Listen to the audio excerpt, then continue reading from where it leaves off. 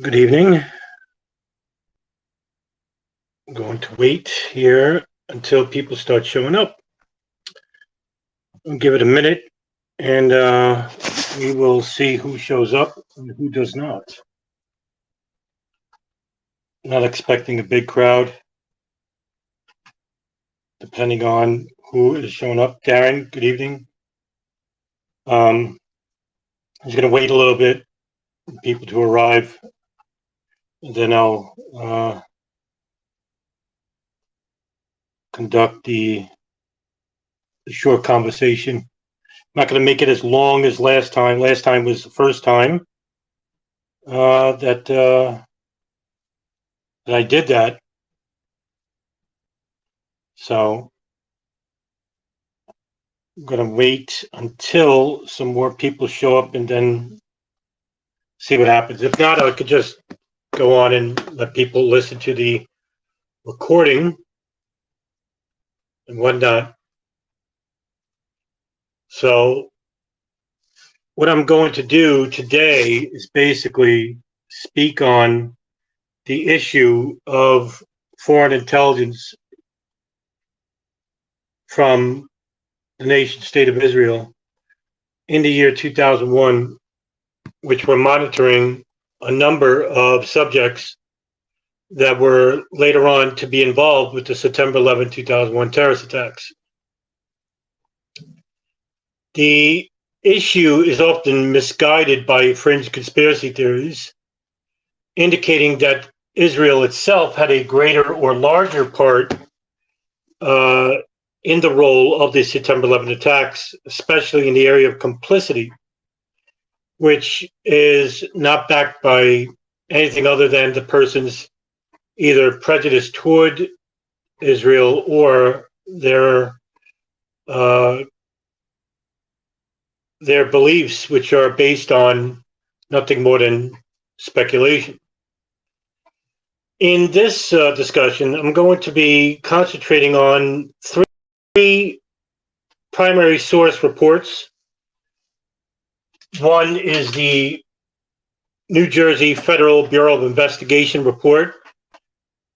The other is the East Rutherford, New Jersey Police report. And the last is the Gerald Shea memorandum, which was an investigation done by an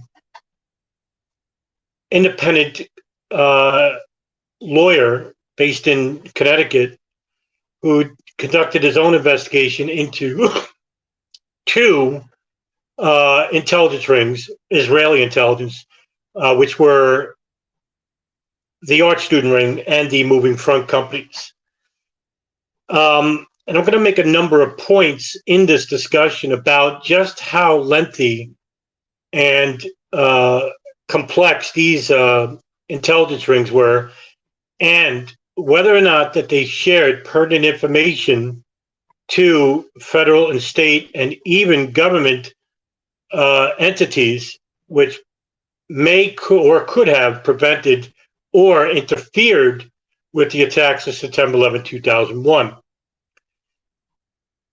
One of those points was in the months leading up to the September 11th attacks, Israeli DEA groups, which were hiding under the auspices of selling cheap art, were spying on the United States, and this operation began in 1999. They were at the same time keeping our groups in our country under surveillance, groups such as Hamas and Al-Qaeda, including Al-Qaeda operatives who were later on to be involved with the September 11, 2001 terrorist attacks, and other FBI suspects in the catastrophic attacks of September 11th. The base of operations for both the Israeli DEA groups and the future hijackers of the World Trade Center planes and the Pennsylvania plane was in and around Hollywood, Florida.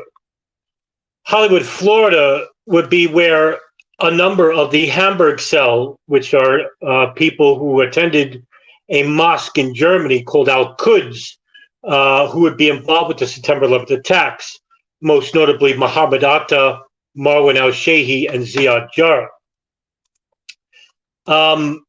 A second point would be that during the same period, the Israeli New Jersey Moving Front Company was keeping under surveillance Arab groups in Bergen and Hudson counties of New Jersey, which is across the Hudson River from Manhattan, where the future hijackers of the for Flight 77, where the center of operations was also in Bergen and Hudson counties. The Israeli New Jersey group, the Israeli group, appears to have been aware before they even occurred that hijackings have been planned by these people that they were monitoring. And this was actually evident when they were seen celebrating the attack of the North Tower. The only missing piece is whether that they had set up camp before the first plane had hit. The leader of the Israeli New Jersey group, the manager of urban moving systems, Dominic Suter, when he was pressured by the FBI to conduct a second interview, had fled to Israel. And his name is included with the names of the hijackers and another FBI suspects who may have assisted on the May 2002 FBI suspect list. Another point I'll raise today is the Israeli government, through its security agency, the Mossad, had warned the United States in August of 2001 that an impending catastrophic attack on our soil was planned by Arab terrorist cells located throughout the United States, and that information was being gleaned from their Israeli intelligence rings that were feeding them information. At the same time, the CIA, in August of 2001, through Alex Station, which is the code name for the Bin Laden issue station, also held a meeting at the principals meeting of the State Department and other directors of intelligence agencies, suggesting that there are two Al-Qaeda operatives living inside the United States. However, this information was known to the CIA as early as 2000. Now, the warnings were the result of the Israeli group's intelligence surveillance of the groups in Florida, in California, in Arizona, in New York, New Jersey, and Maryland, which is where a number of the 9/11 operatives had lived or commiserated or done business in certain areas, in certain periods between 2000 and 2001.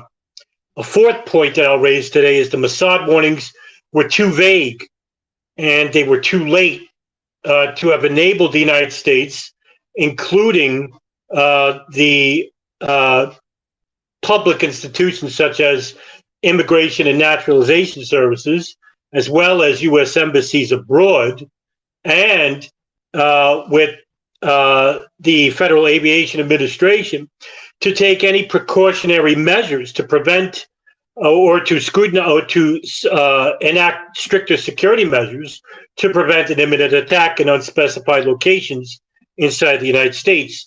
None of these security warnings were ever shared with these institutions, which allowed, unknowingly allowed for the members of the planes operation to go unscrutinized or interfered with.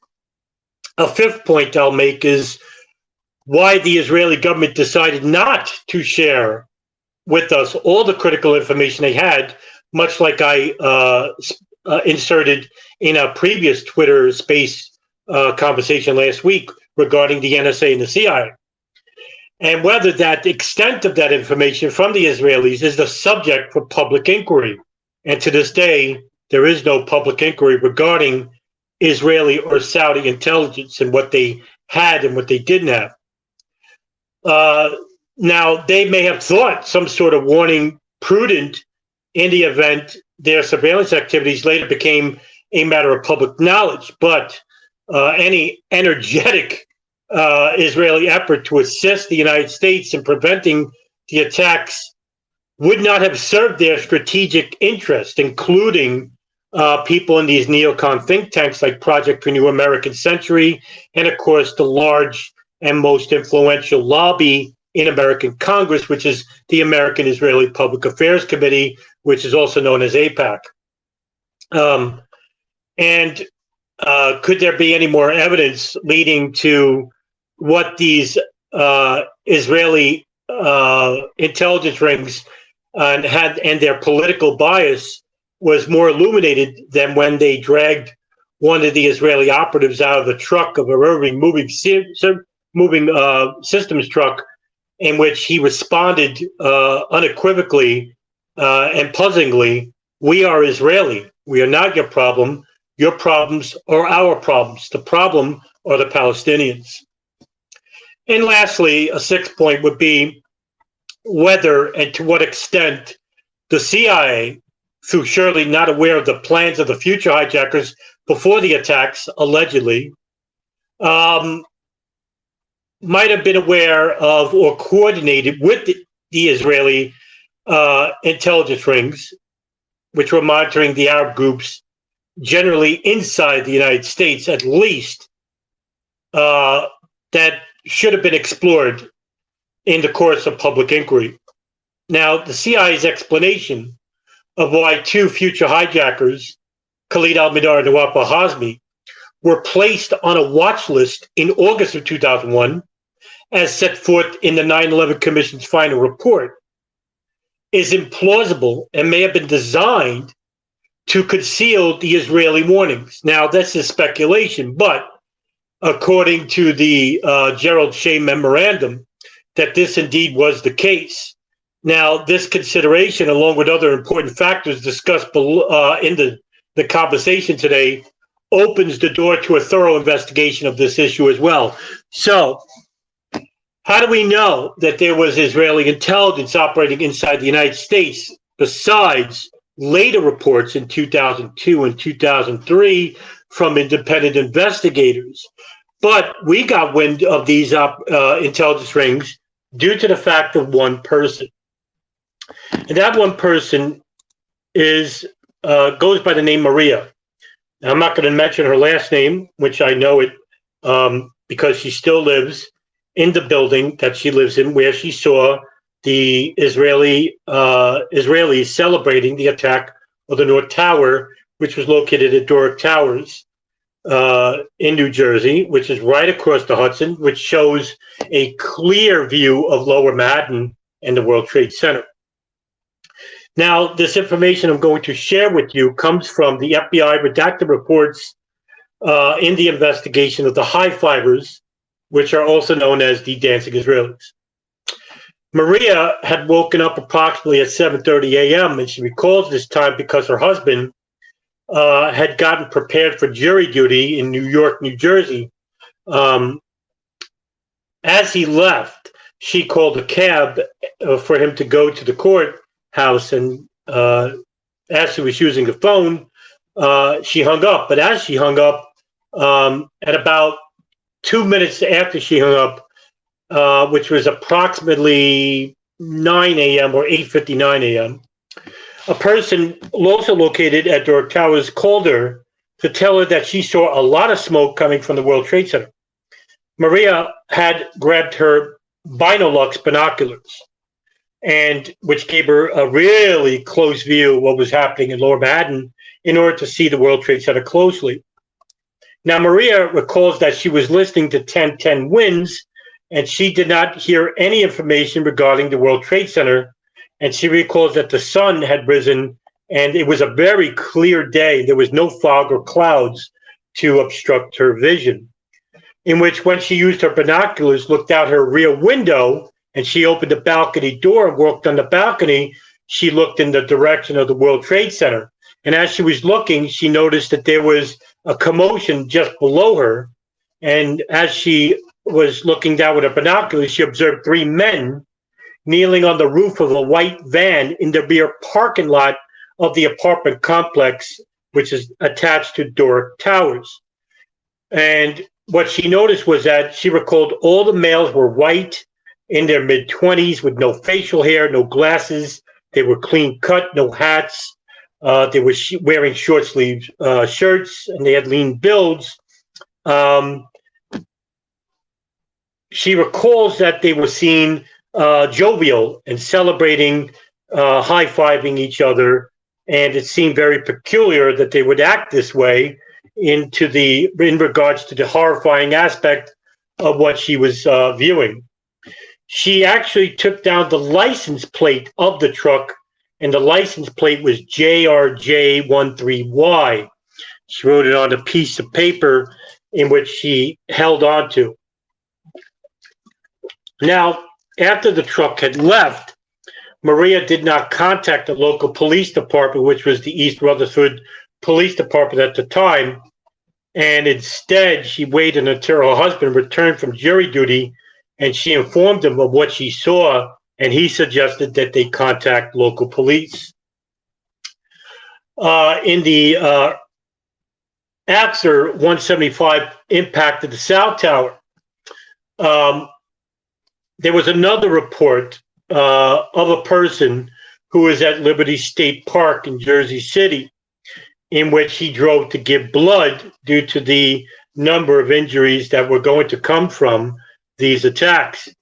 Approximately 20 minutes after he arrived at Liberty State Park, which was somewhere between 10 a.m. and 11 a.m., he observed a truck entering Liberty State Park. The truck was new, as he explained later in a police report, that it was either a 2000 or 2001 model GMC box truck with dual rear wheels. The box had rivets on the outside, which indicated to him that the inside was lined with wood. And he noticed that the sign of the box had a sign which said "Urban Moving" in black lettering. And he didn't recall the exact words, but recalled it contained wording to the effect of "moving systems." The truck had no apparent dings. It was actually brand new. Didn't look like a moving truck where it would be beat up a little bit, had some wear and tear due to the weather or to the elements of the weather. And at the time, this person, whose name is redacted in the FBI reports, so we don't know the name of the person, he saw three males approach and enter the vehicle.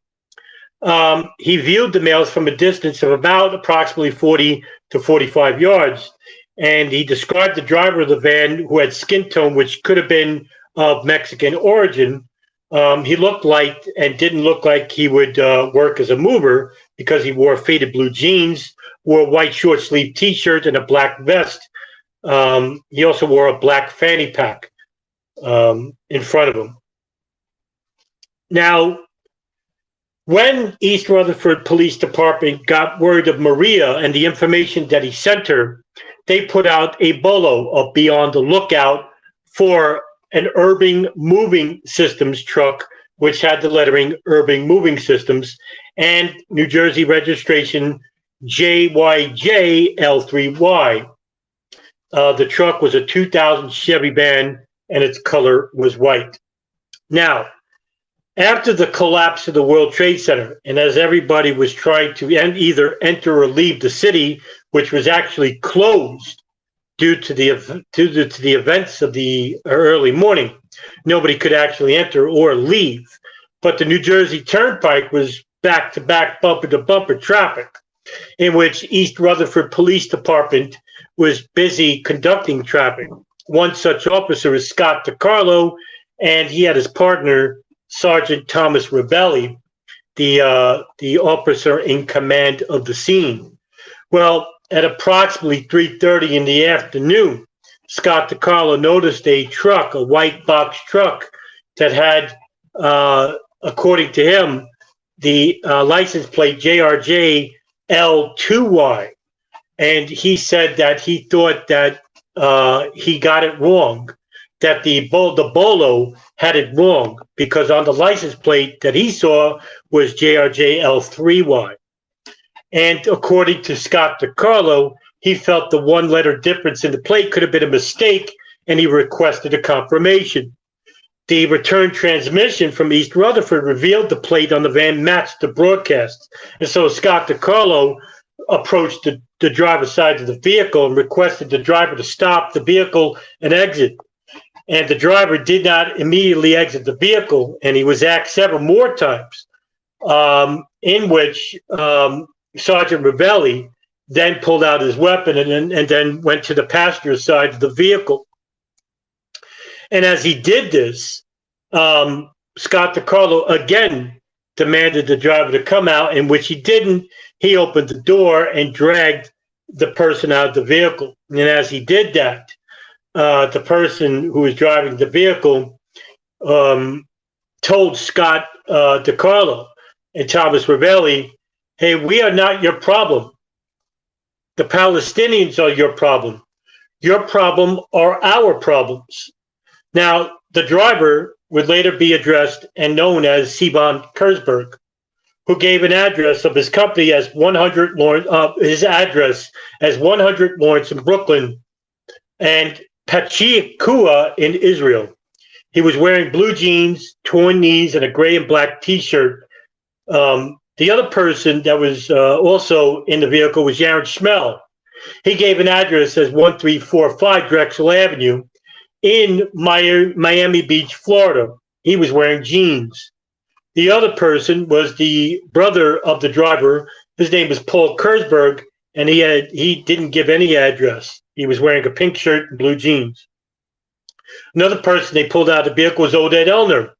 He also didn't give an address, and it is uncertain what kind of clothing he was wearing, according to the East Rutherford police report.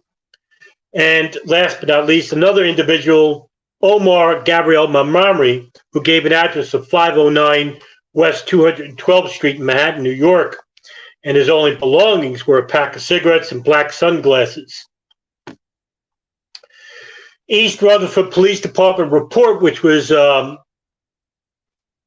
conducted by Sergeant Dennis Ravelli. It was DiCarlo who took all 5 males, detained them, and gave them their Miranda warnings. All 5 spoke and understood English, and they acknowledged their understanding of Miranda. The FBI agents then responded while they were detained at East Rutherford and took over the operation. And all 5 were separately transported to the state police facilities at Meadowlands Sports Complex by state troopers, which were further investigated by the FBI.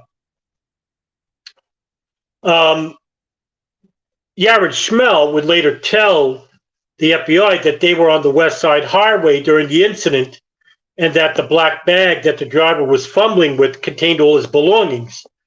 Oded Elner was also in possession of a white sock which was filled with $4,700 in cash. The officer did not speak to Special Agent in charge, Kevin Donovan, and that there were many other agents involved in the investigation of the Israeli high-fivers. At about 4:30, the only news agency in the United States was WBZ Boston, Channel 4, in which anchor Joe Shortsleeve reported going live with a nationwide all-points bulletin for Urban Moving Systems vans. The FBI out of Newark conducted their own investigation into the high-fivers, in which he received the full report by East Rutherford Police Department involving Maria and what she witnessed at the Doric Towers regarding the celebrating Israelis. So the FBI conducted a further investigation of maybe these individuals were there before the plane had hit. Now, in the FBI redacted reports, there are 1.5 pages currently redacted, which was obviously a detailed summary given as to why they were held due to the suspicion of foreknowledge involving the attacks at the World Trade Center on September 11, 2001. The page is 1.5 pages of redacted material. The details of the page state, on instant date, Newark initiated an investigation predicated upon the intention of 5 Israeli nationals who may have possessed information about the terrorist incident targeting the World Trade Center on September 11, 2001. The following sets forth the basis for linking these 5 Israeli nationals to the terrorist attacks of September 11th, in which 1.5 pages are redacted. Later on September 12, 2001, Benjamin Netanyahu, the Prime Minister of Israel, spoke before a lecture at Bar Ilan University, quote, "We are benefiting from one thing. and that is the attack on the Twin Towers and Pentagon and the American struggle in Iraq. End quote. That the attacks, according to him, swung American public opinion in his favor, or to Israelis' favor. Also, in the FBI redacted reports, the FBI agent in charge, Kim Donovan, spoke with one of the high fivers, whose name is redacted, in the presence of other agents, in which he claimed that they were going to leave to South America.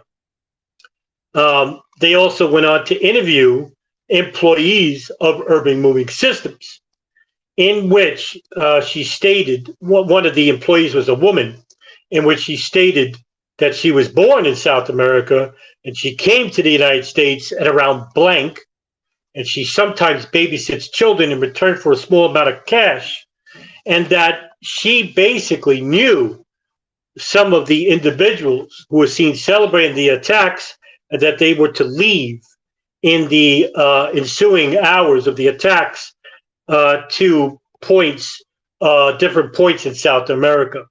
Now, the FBI stated in the reports, that bomb-sniffing dogs reacted as if they had detected explosives in the van that was holding the 5 Israelis. An investigator high up in the Bergen County law enforcement hierarchy will later say in 2006 that there are maps of the city in the truck that were highlighted, and that it looked like they were referring to the 9/11 attacks. One of them was the Liberty State Park, the World Trade Center, and Doric Towers. According to this unnamed official, he stated that it looked like they were hooked into the attacks and looked like they knew where they were going to happen. And it looked like they knew what was going to happen, which is the reason why they were seen at Doric Towers and Liberty State Park.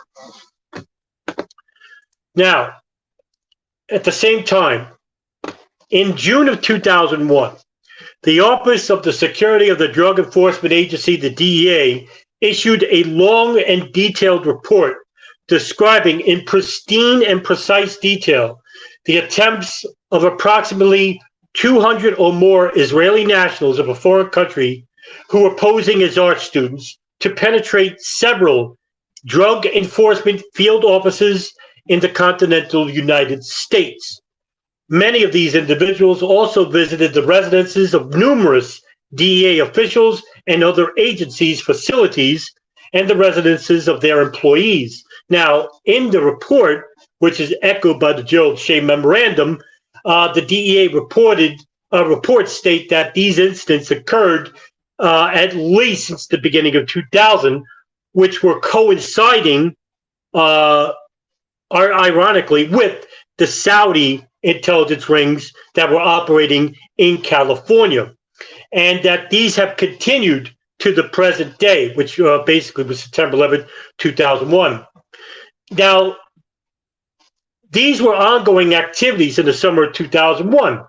Now, the copy of the DEA report, which is public if you want to take a look at it, the DEA report, which was attached to the Gerald Shea Memorandum, in which the Israeli DEA groups, which were posing as art student rings, virtually all of the individuals that were later detained, questioned by the DEA and the FBI and local law enforcement of specific cities in which these Israeli nationals were operating out of, all of these individuals were citizens of the state of Israel.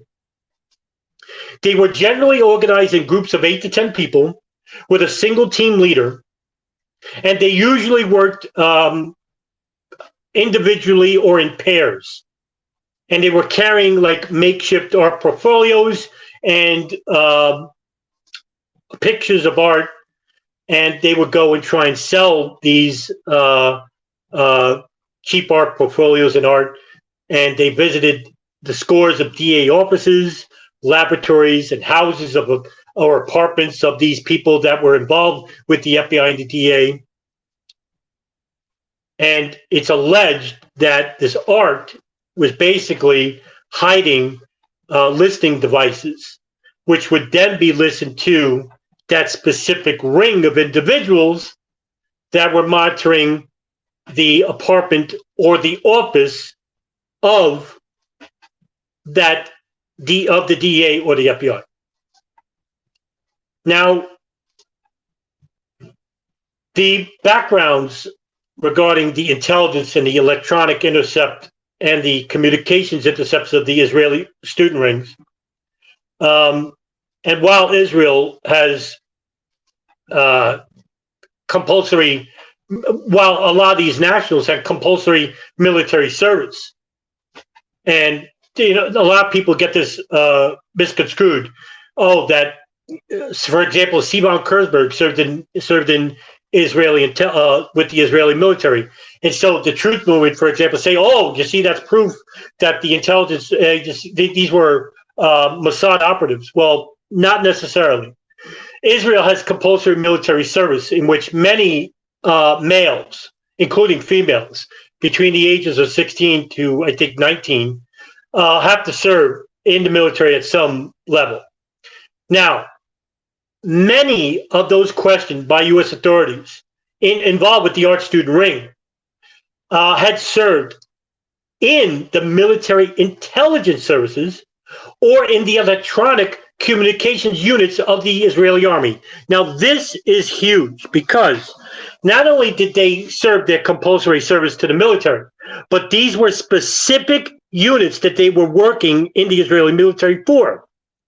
And this would basically coincide with the suspicion that these Israeli art student rings were basically working to gather intelligence and collect electronic or communication units involving the DEA and the FBI. One of those units operating was near Hollywood, Florida.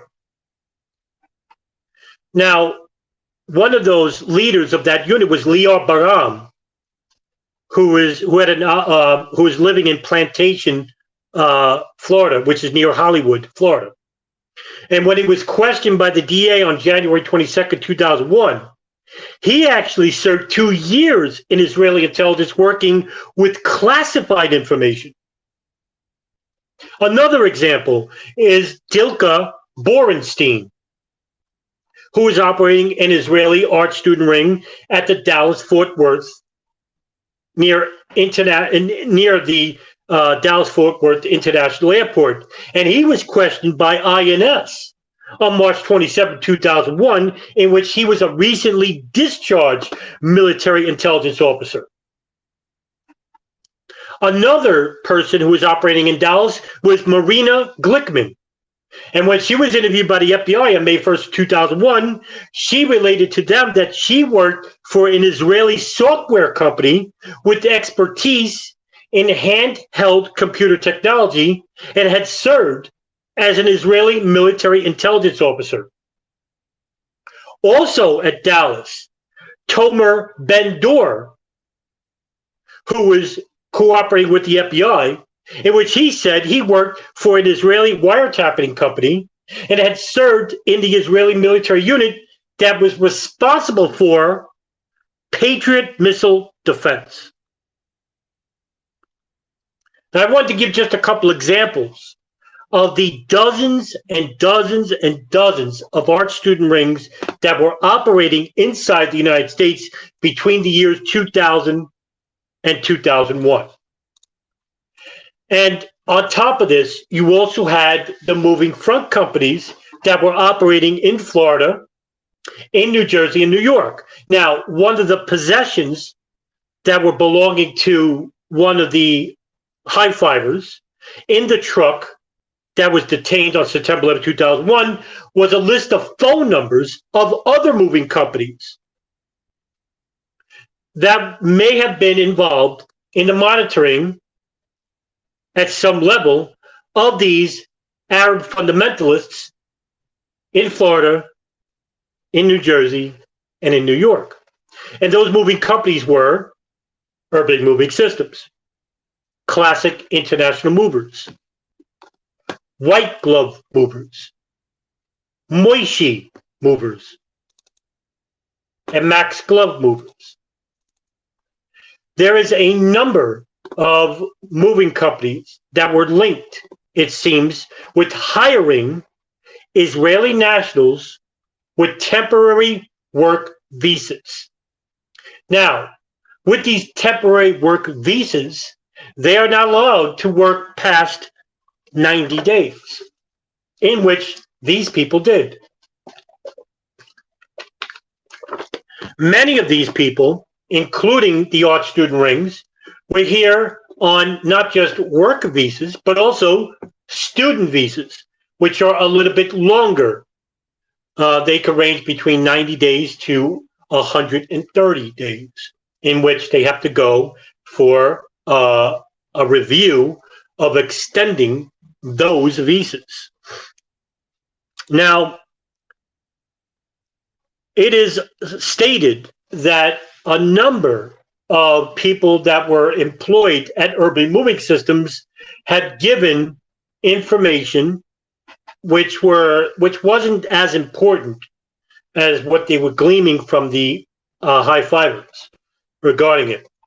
However, one such incident reported by the FBI, which is also equally or even more important, was that of what took place on September 14, 2001, which was an FBI report that is now public but is redacted. Much of it is redacted regarding a moving company, Urban Moving Systems truck that was detained on September 12, 2001. And according to the FBI redacted reports, on September 11, 2001, a police officer from the Pennsylvania State Police detained a yellow box truck at the request of Newark, New Jersey, where the Bolo was originating from. They inspected the vehicle and determined that the vehicle had 2 occupants. And those 2 occupants were employees of Urban Moving Systems, and their names are Roy Barak and Modi Butbul. They were identified as Israeli nationals who were on their way to Columbus, Ohio, and when they were questioned by Pennsylvania State Police, they could not hold them because they were not committing a crime and they were not in an Urban Moving Systems vehicle. However, on September 12th, 2001, on the return trip from Columbus, Ohio to New Jersey, a different police officer from the Pennsylvania State Police detained this box truck, this yellow box truck, in which the same 2 people, Modi Butbul and Roy Barak, explained to the officer that they were servicing a client move from Columbus, Ohio to New Jersey, in which the truck was empty. The officer, whose name is redacted in the report, called the manager of Urban Moving Systems, Dominic Suter, in which he explained about the vehicle's presence in Pennsylvania and why this vehicle was located in Pennsylvania. He said, were these 2 individuals involved with the move from Columbus, Ohio to New Jersey? Dominic Suter explained to the officer that due to the prior day's events, they had no clientele outside of the state of New Jersey. And when the officer tried to get a retort or an explanation about the vehicle's presence in Pennsylvania, Dominic Suter said, "It's strange. I don't know what I can make of it." According to the moving company's manager, Dominic Suter, the 2 occupants and their vehicle were supposed to complete a moving job in a different part of the country, located in New Jersey. Now, when they detained Roy Barak and Modi Butbul, a search in the database of the United Nations Interference Database revealed one possible reference,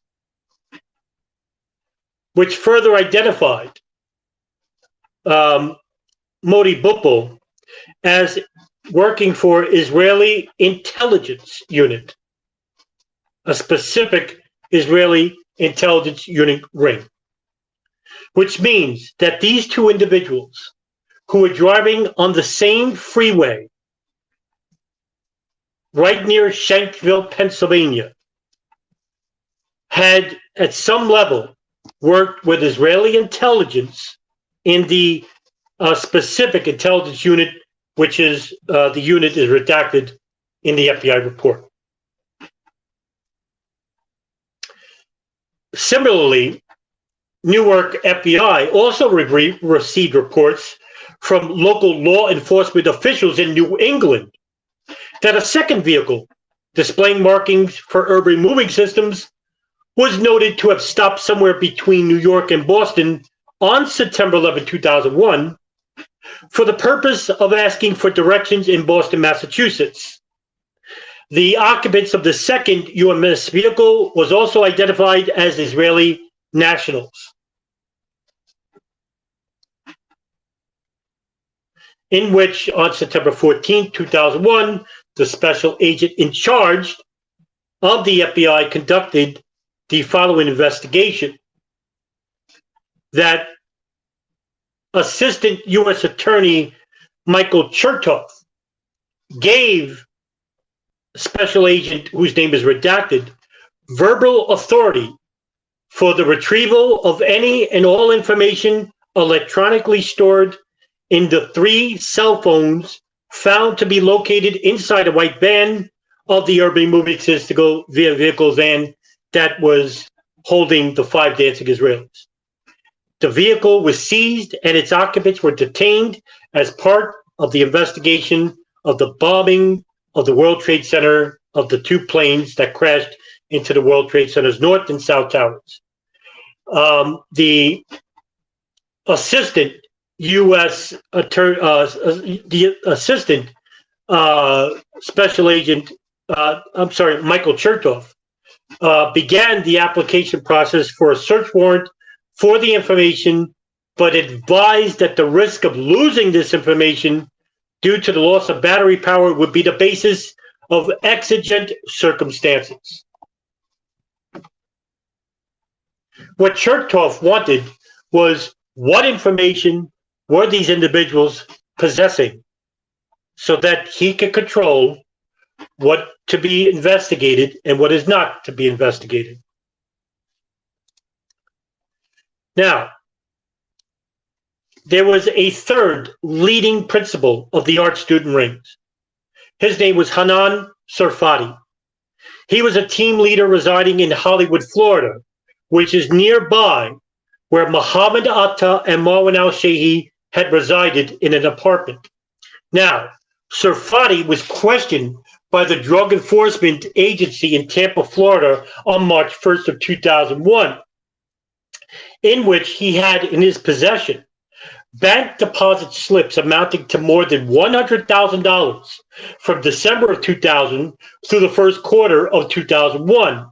And these withdrawal slips, which for slightly less than the amount during the period in which he had in his possession as well.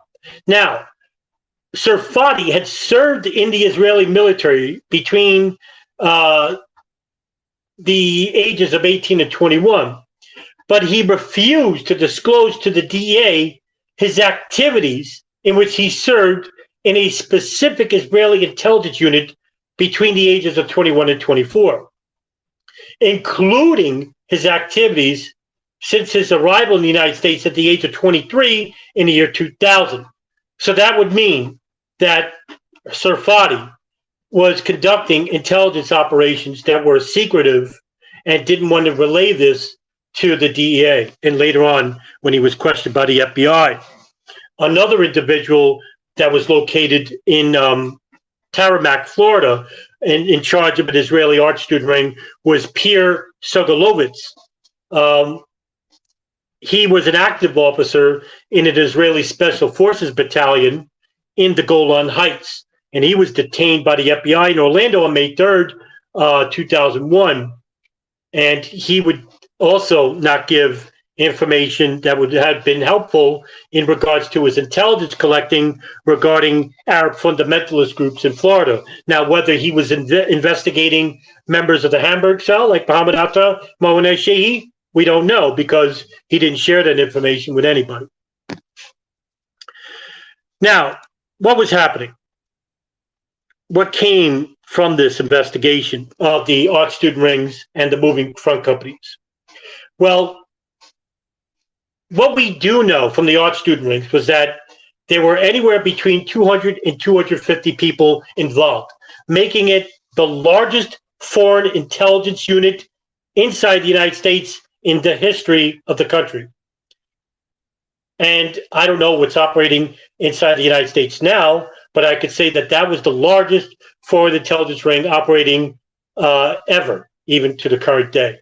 I don't know of any other operation that had as many people as they did.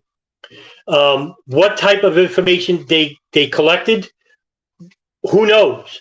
Because upon their arrest and the detention of overstaying their visas, every single one of them, not one, every single one of them, for the exception of those who were living inside the United States, all of those who had student visas, or work visas, all of them were handed over to the INS and they were deported. Same thing for the Israeli moving front companies in New York, in New Jersey, in Florida. And according to the moving front companies of the urban moving systems, and I'll just mention specifically the five high fivers, the dancing Israelis, as they're known, they had a number of items on them. And I will tell you what items the FBI had collected while they were detained.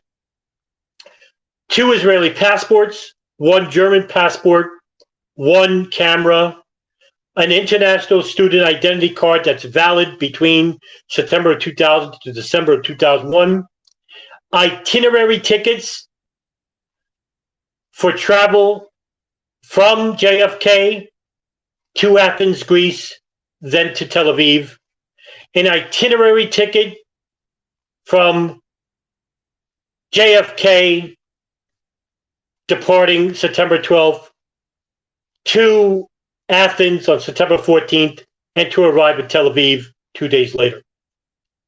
An itinerary ticket in which they were to depart from JFK on September 12th, straight to Athens, Greece on September 14th, and then to Tel Aviv, Israel. An itinerary ticket to Argentina and a connection ticket to Tel Aviv, Israel, September 15th, 2001. A notebook was found with separate torn out pages for numbers of credit card companies and other moving companies. The numbers were highlighted and the companies I mentioned before. There was a 2-page letter written in Hebrew, a business card of ISSTA Airlines or Lines, a telephone directory in a leather case in which the numbers are redacted, and a business card of Idad and Associates, attorneys at law dealing in immigration and real estate. An additional FBI follow-up to the residents of Doric Towers, in which 2 residents of Doric Towers, whose names are redacted, stated that there was a white box truck located in the parking lot of Doric Towers that matched the white utility truck that was seen by Maria at 8 a.m. This would mean that if it was the same truck, it was there 46 minutes before Flight 11 had impacted the North Tower.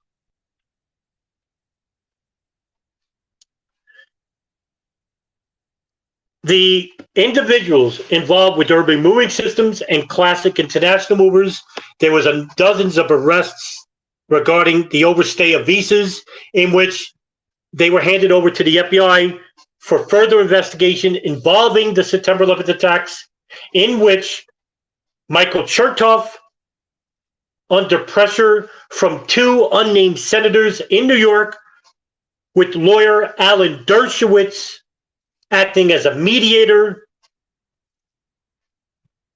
in which Chertoff forced the FBI to hand over all the Israelis, nationals that were detained by the FBI of Urban Moving Systems and Classic International Movers to the INS, in which they were immediately deported under the full and uncompromising complaint from the FBI, in which they held the high fivers for 71 days, in which the unnamed detective agent with New Jersey complained that these individuals knew more than what they were alluding to. A number of these 5 high fivers had failed their polygraph tests and refused to do a second one. Only one of them did, and he passed. The Israeli DEA groups, the Archduke rings, which were clearly spying on the FBI and the DEA, many individuals have been trying to do more than sell their paintings, but they were also collecting information regarding an Israeli drug ring that was operating from 1998 to 2002. And this drug ring was the largest drug ring inside the United States, and it was the ecstasy drug ring in New York. Leader of this drug ring was a cell phone provider by the name of Jacob Orgund, who went by the nickname Cookie. He was actually arrested by the DEA, in which he gave some information about the drug ring itself. Now, one of the difficulties in analyzing all this information is that when Michael Chertoff ordered the FBI to release the Israeli nationals to INS, in which they were promptly deported immediately, was that the information that these intelligence units collected was not known to the FBI, is not known to the State Department, and it's not known to anyone, because there was no follow-through or complete exhaustive investigation by the State Department or by any select committee hearing, because all of these people couldn't testify because they were deported. They were deported to a country which we're not going to ask for any type of retention and investigation into. Why? Because Israel is a strong ally to the United States. In the same fashion, the Saudi operatives operating in California were covered up by the FBI at the behest of the State Department, which still continues to this day.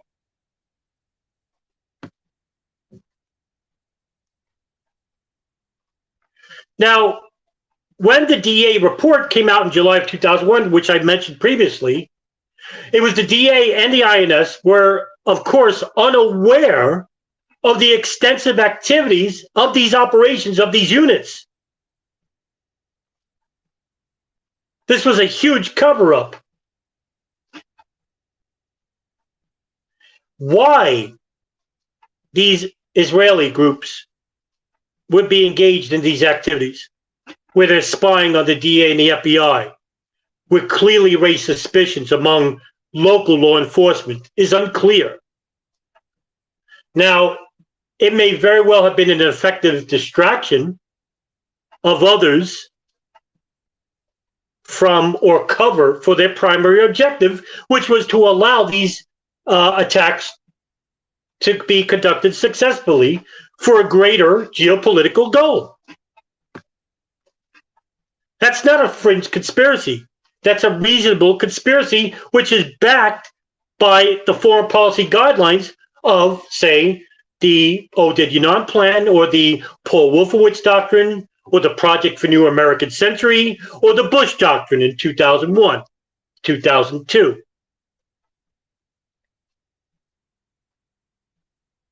Now, of course, in August of 2001, you had Israeli Mossad, according to two senior experts of the Mossad, that had given a list of names of hijackers operating inside the United States. How the hell would they know that? How would they know that unless they were monitoring these people inside the United States illegally? These rings were not supposed to be operated. They weren't given authorization by the State Department, or were they? They also informed, according to these two experts in the Mossad, they informed U.S. officials of their existence, the Hamburg cell, and the existence of their associates, and gave the names of as many as 200 people that were involved at some level in the plane's operation. Which means, if there were 200 names on this list, that means there were either an equal number or more of Israeli nationals operating inside the United States. And this is coming from the Mossad, no less. This is not coming from anywhere else. Now, one lead investigator involved with the DEA report stated that the Israeli DEA groups, the art student rings, refused to disclose the evidence, the detailed evidence they collected. Why? Because he thinks that the State Department has classified it.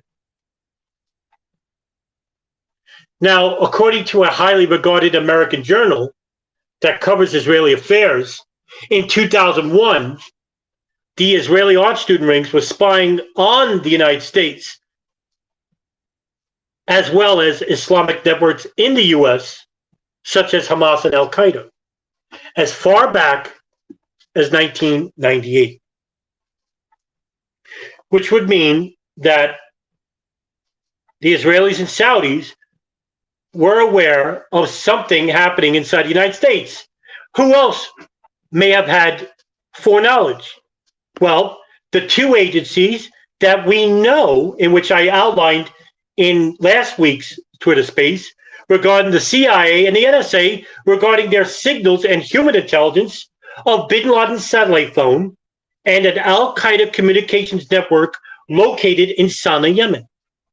And those two rings started, well, with the cell phone of bin Laden. The NSA, according to the FBI and the CIA, they started monitoring that phone from 1992 to 1998. Now, there's other cell phones that were delivered to bin Laden, but these were unencrypted cell phones. So the NSA could basically listen to these phone calls. And from that cell phone, there was one number that kept calling, and it was that communications hub in Yemen. And so the CIA and the NSA started monitoring that center from 1996 to 2001. And these are years in advance to the September 11th attacks. So what do we know due to today's information? We know this.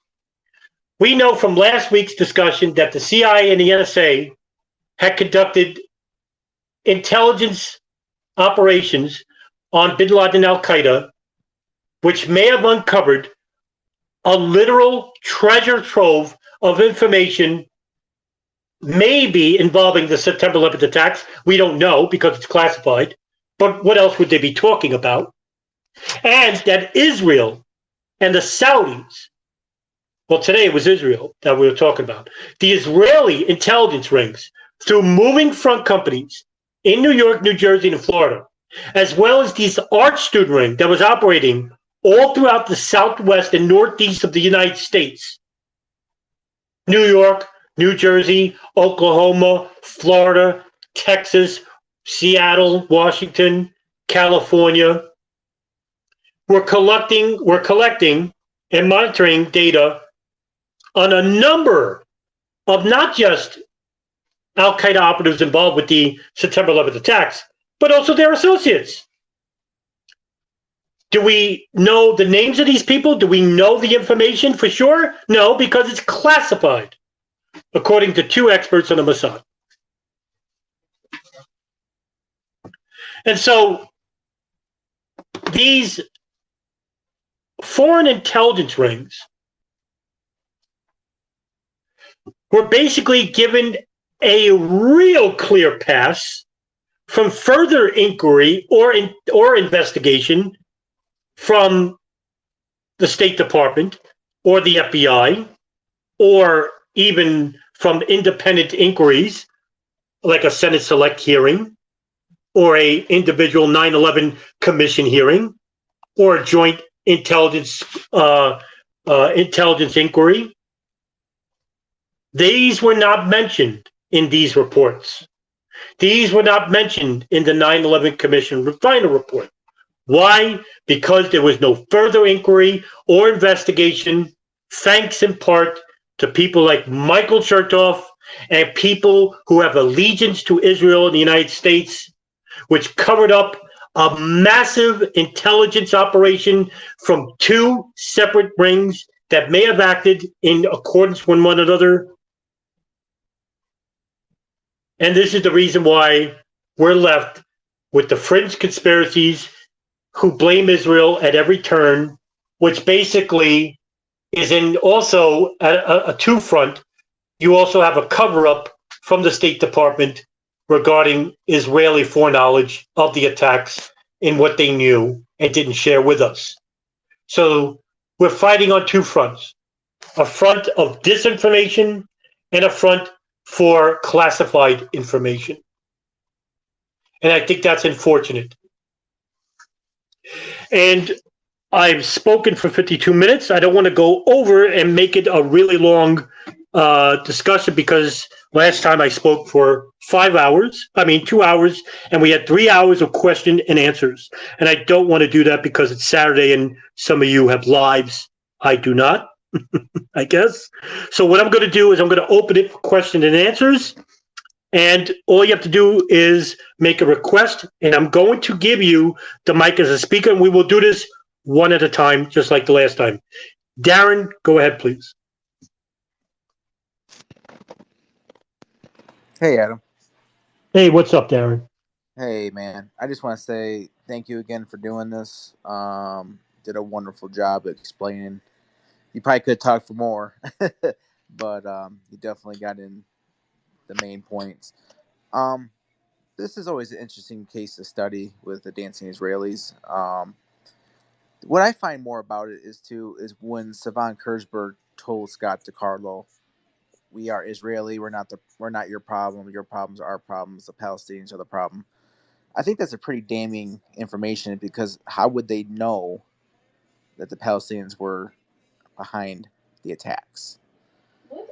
Either they had foreknowledge of that, and of course we know about that because of the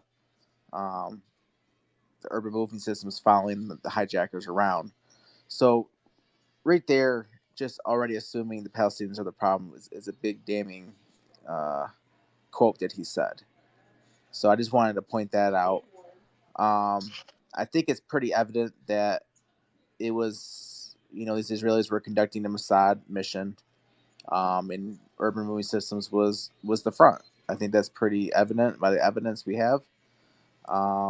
We know, I believe Paul Kurzberg, the brother of Savan, previously worked for the Mossad in another country prior to coming to the United States. Pretty sure maybe Sean can verify that. And then I remember right, they went back on an Israeli TV show. The Israelis did, and I believe the ones that went on was Oded Elner, who wasn't even there, actually was on the show and took the place of Savan Kurzberg, where he talked about they were there to document the event. And I think that's another weird way of saying that, because what were they there to document? They just all of a sudden decide, oh, there's a tower get hit by planes, we're going to start to film it. I think that's something that's noticeable as well. And then in your speaking, I believe, I don't know if you mentioned it, but I believe the trucks that got pulled over, the van that got pulled over, they found explosive residue in the vans.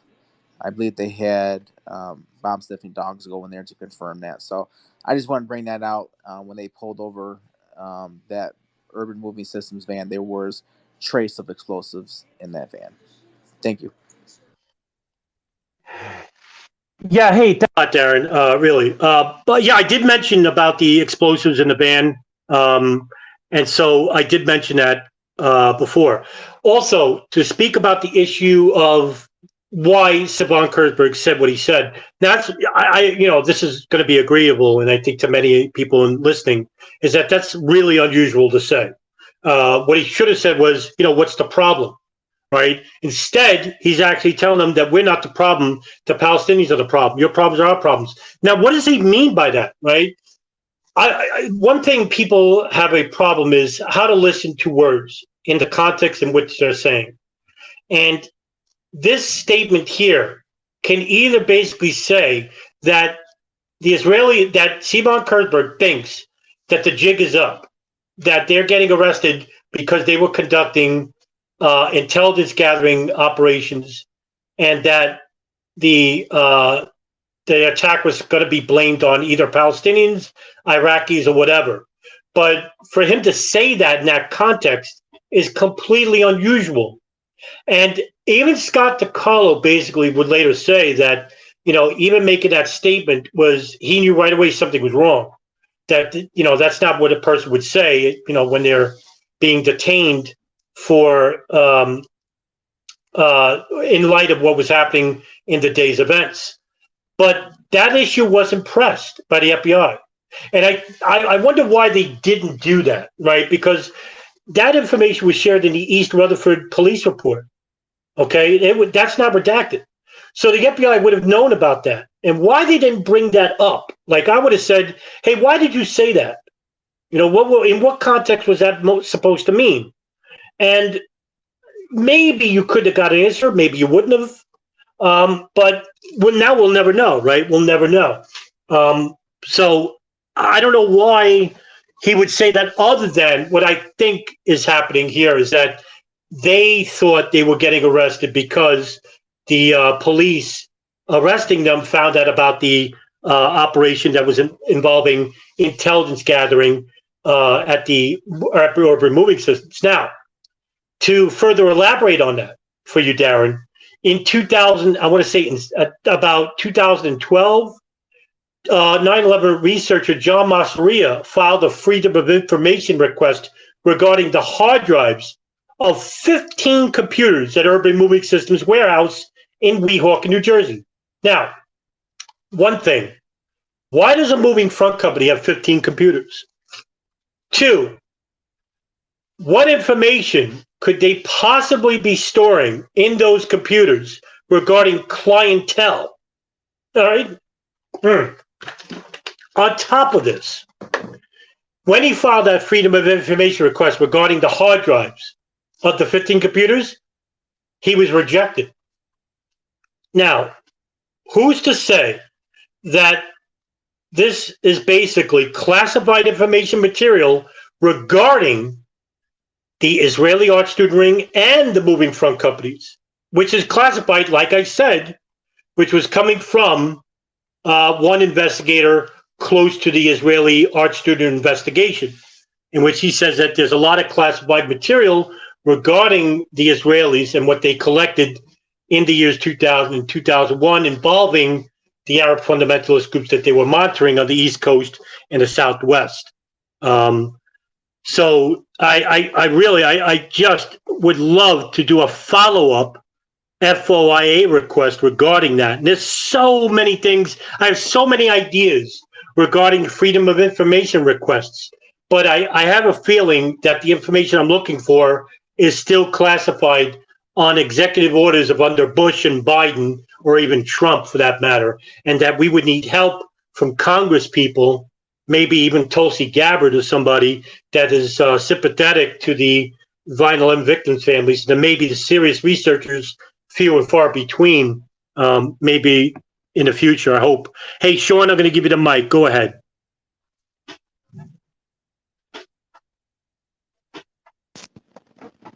Hey, can you You're hear up, me? pal. Yeah, I can. Hey, great talk, Adam. That was excellent. Thanks, pal. Darren, yes, it is confirmed. Vincent Canestraro, CIA counterterrorism officer and expert, has confirmed that multiple urban moving systems men were connected to Israeli intelligence. So it's not speculative. And what you also have directly is white collar crime at bare minimum. So a lot of people tend to talk about the coincidences possibly of the urban moving systems case and nitpick about what hour of the day the men were documenting the event. Especially considering that the urban moving systems men had been pretending to be other people the day prior at Doric Towers, etc., and the many curious anecdotes that are contained even within the police and FBI reports, and really it's happening in this larger picture of all the white collar crime and even federal crime, because there's the art student spy ring. And if you wonder about the art student spy ring and how that fits into things, I would propose that perhaps it's related to um, in the few months, perhaps it was a year, maybe a few months prior to the investigation into the DEA spying, you have Koki Orgad getting busted in the biggest or best organized, at least according to investigators, operation that they had ever seen. And there may be some connection there. Uh, and then, even with the moving front companies, it's curious to note that they exist on sort of a larger map as well, because there are plenty of these, at least a dozen of these moving front companies that were doing various things, and some of them, again, involved in crime. Uh, the urban moving systems case happened to come about in basically the middle of an ongoing FBI investigation into fraud and extortion, and in some cases, money laundering involving Israeli moving companies, primarily in Florida. And there was at least a dozen of these companies, and they all knew each other and networked and were threatening their customers and doing things that's basically criminal. Well, when you look at urban moving systems, that company, if it even was being operated at all, really behaved the same way. There were multiple charges against Dominic Suter and urban moving systems. There was the hundreds of phone calls from complaining customers who, some of them hadn't gotten their deliveries, and like I think one of them was a year. There was an ongoing thing with urban moving systems. There's every reason, based on the available information, to say that that business wasn't operating as a business at all, to the point where you have to wonder what they were doing with all the furniture.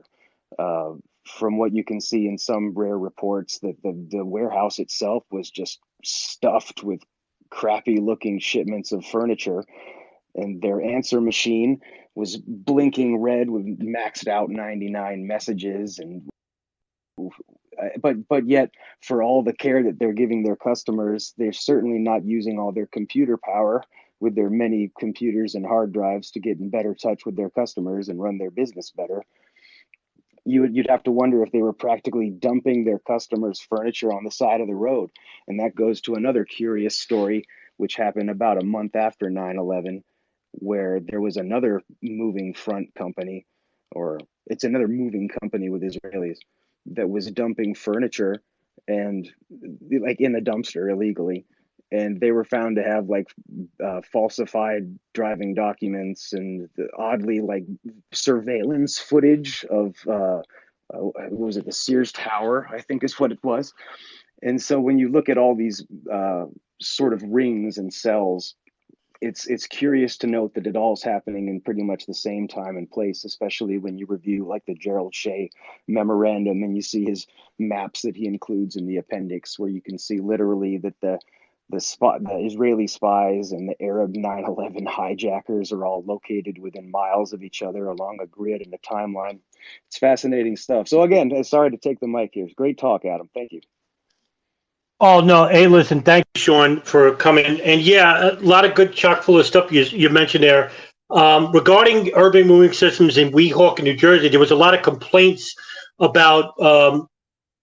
This is a common theme for small moving companies. I worked for a moving company in 2000, in 2003 in Las Vegas once, and basically these small companies, what they'll do is if it's a 2 hour move, they promise the client that they move them in 2 hours, and if they go past 2 hours, they're charged an extra half hour for the labor. And what they'll do is if they don't pay it, they actually hold the furniture, ransom. And this is actually agreed to in the contract, in the small print, actually, that these poor people that are, trying to move from their studio apartments or one bedroom apartment in these poor neighborhoods, they agree to these illegal practices. And so they got in trouble for that, urban moving systems, and they were investigated for that because they were practicing these illegal practices regarding holding ransom people's furniture. But in that, you took care to mention, which I'm glad you did, because I didn't mention this because I really didn't want to go over past an hour discussion like I did the last time. Was that there was over 100 people.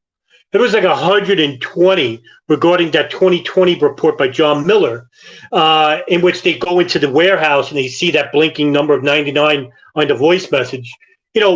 Suter abandoned the company because the FBI called him in for a second interview, and this came at when they arrested Roy Barak and Modi Butbul. It didn't come when they arrested the 5 Israelis. Suter was still in the country. But it didn't come. It came when Roy Barak and Modi Butbul, when they were arrested the next day, and they called Dominic Suter. Dominic Suter fled the country, and so yeah, there's that too. Hey, Jackno, you go ahead. I'm going to give you the mic.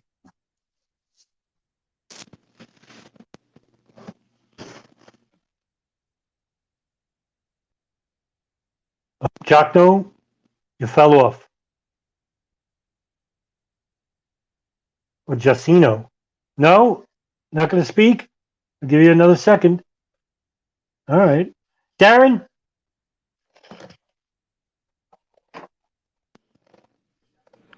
Hey, Adam. Just wanted to extend on Sean's thing there about the Sears Tower.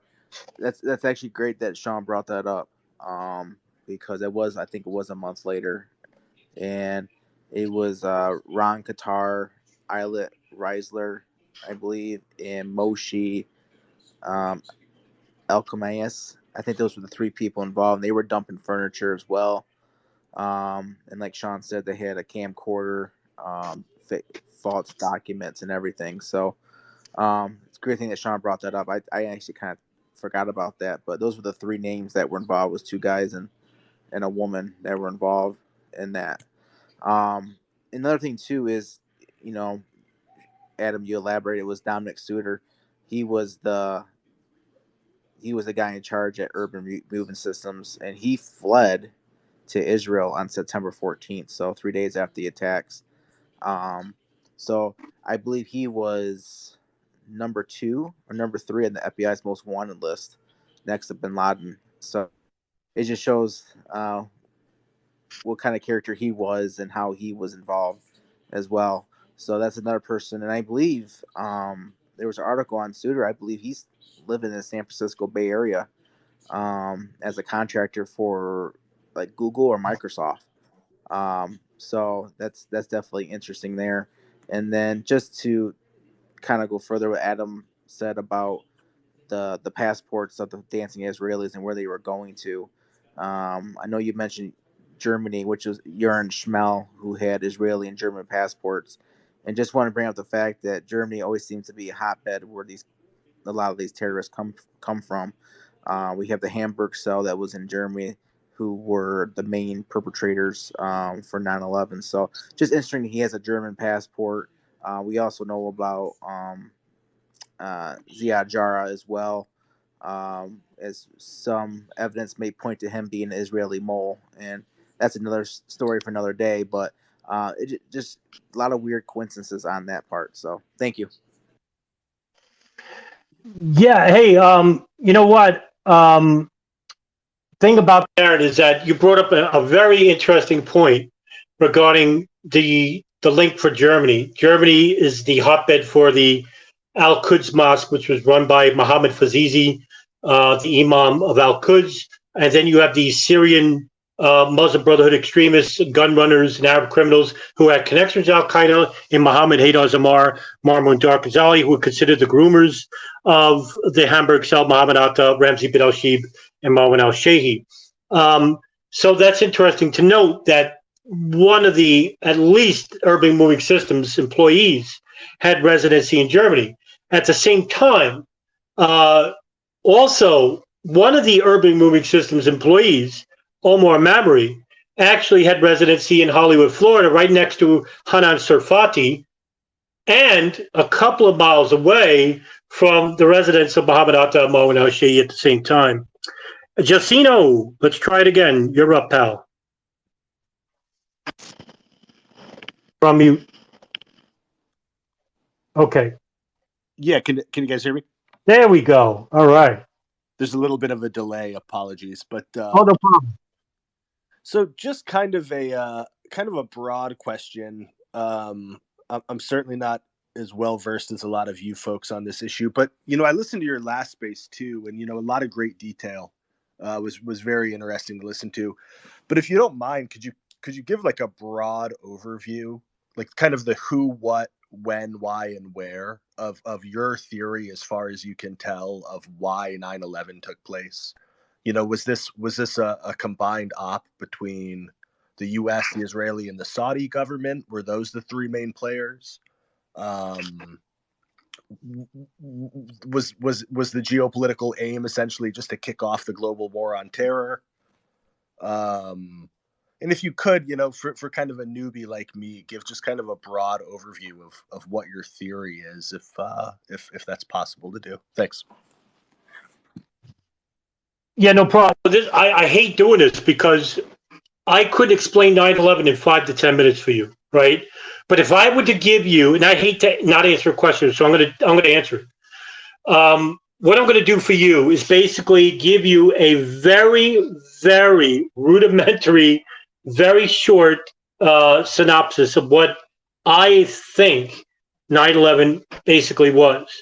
And what I think is that 9/11 was basically an Arab operation that was actually found out by Western intelligence, like the CIA, the NSA, and involved the Saudis and Israelis to become involved inside the United States to monitor the plot so the plot could be successful, in which past foreign policy guidelines, like, say, Odin Yanon and Paul Wolfowitz Doctrine, or the Project for New American Century, or the Bush Doctrine, and these neocon and Western-backed leaders of these governments can basically fulfill those documents, those policy documents, if that makes sense for you. And I think that's exactly what's continuing on today, because everything that continued from 9/11 is a ripple effect today.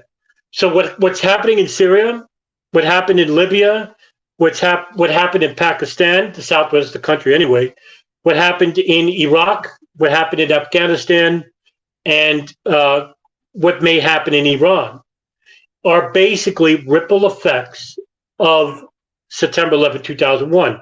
At the same time, all the invasive policies of the federal government, such as the National Defense Authorization Act, the Patriot Act, which is later the Freedom Act, the TSA, or now the broken down walls of the agencies like the FBI, the NSA, and the CIA. Now all these agencies who complained about these walls that got in the way of sharing intelligence, all the agencies now share intelligence with one another without any type of oversight, without any type of committee investigating how they got this information and where it's going in the proper channels. Like the NSA has the Five Eyes community, involving the largest intelligence signals intelligence units in the world: Australia, Great Britain, Canada, United States, and New Zealand. Well, it's no longer Five Eyes. It's about 40 countries, all sharing information at the same time, without oversight, without interference, without warrant, that they could just collect all this information with the false promise of protecting American civil liberties and protecting America from the harmful effects of terrorism. So, Jack, no, I would probably agree that 9/11 was basically used as a pretext for all of these things. And I left out a lot more. And I could have just said that there was a lot of people that profited off of 9/11, including the private military industrialists like LG3 Technologies or Raytheon or Boeing. Remember, they make money from every single bullet, every single shell casing, every single gun, every single missile that's used. You know, how many missiles were used just in Afghanistan? It's approximated over 280,000 bombs were dropped in Afghanistan from the air. All right, that's not including drone strikes. How many drone strikes were used? How many drones are built? All of this, we're talking hundreds of billions of dollars. That's not an exaggeration.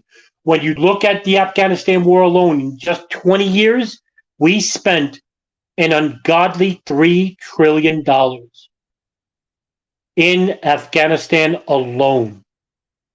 Not to mention how much was spent in the neighboring countries in which we like to think that we liberated. We basically created more terrorists when we bombed these people.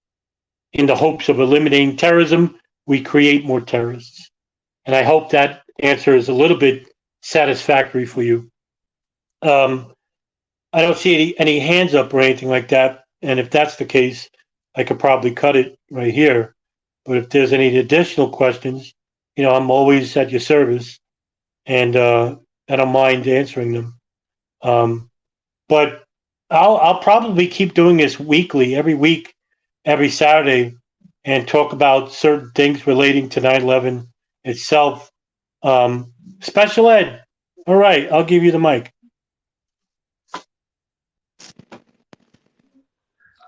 Hey, Adam. Hey, how are you, pal? Good, good. Can you hear me? Yes, I can. Well, I only got a second. Well, one, thanks for setting up the space again. And then also, I was wondering if you could maybe brush by the whole, there was another kind of ring going on with Georgia and the sprinkling systems and the passes and et cetera, and that lady who mysteriously burned to death in the car and whatnot. But anyways, I got to go. I can't talk. But thank you once again. Oh yeah, no problem. Look, it's by the way, it's in Tennessee.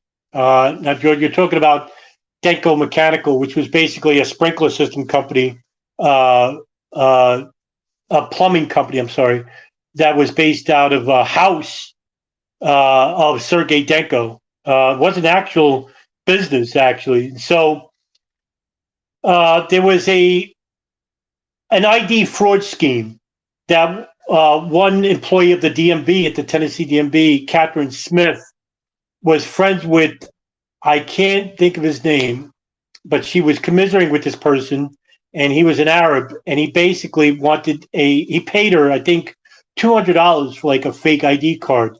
And he said that there were more people that, you know, he knew that were like fraudulent card, they would give him more money, and she agreed. So somehow, I don't know how, the police got involved, the FBI got involved, and they arrested these people. And in the possession of one of the people that were arrested, I think it was Rocky Hamad, I could be wrong about that, but that was one of the people that was involved, basically had a pass to the World Trade Center. It was dated, I think, September 5th or 4th, 2001, in which the FBI became interested and said, they went and interviewed somebody from the Port Authority who owns the World Trade Center, the land anyway. And they said, well, was this company involved with any sprinkler system maintenance? at the World Trade Center, because that's what one of the Arabs said that they were involved with. We worked in the basement levels of the World Trade Center for a decade, mechanical fixing sprinkler systems. And Port Authority said this, that they had no records whatsoever of any Denko mechanical working in the World Trade Center under the authorization of the Port Authority. But they also took care to say that they probably were working for a resident, a client, in the World Trade Center without their knowledge. Either way, this mysterious company whose address doesn't fit the business and who has mysterious people working for it who had licenses to work in the sprinkler system of the World Trade Center is very damning indeed. And by the way, what became of Catherine Smith? Well, the day before she was to testify against those 5 men, she was found burnt to death beyond recognition in her vehicle on a highway in which her arms had fallen off due to the burns. Her death was ruled a homicide. How convenient. No, her death was ruled a suicide. How convenient. Sean Russell.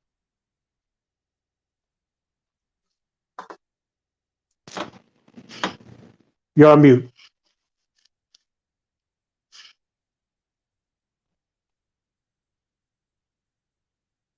I can hear you, pal. Hey, Here we there are. we are. All right. I got a bit of a delay too. Yeah, so that's the Tennessee Five. I think we brought that up last week.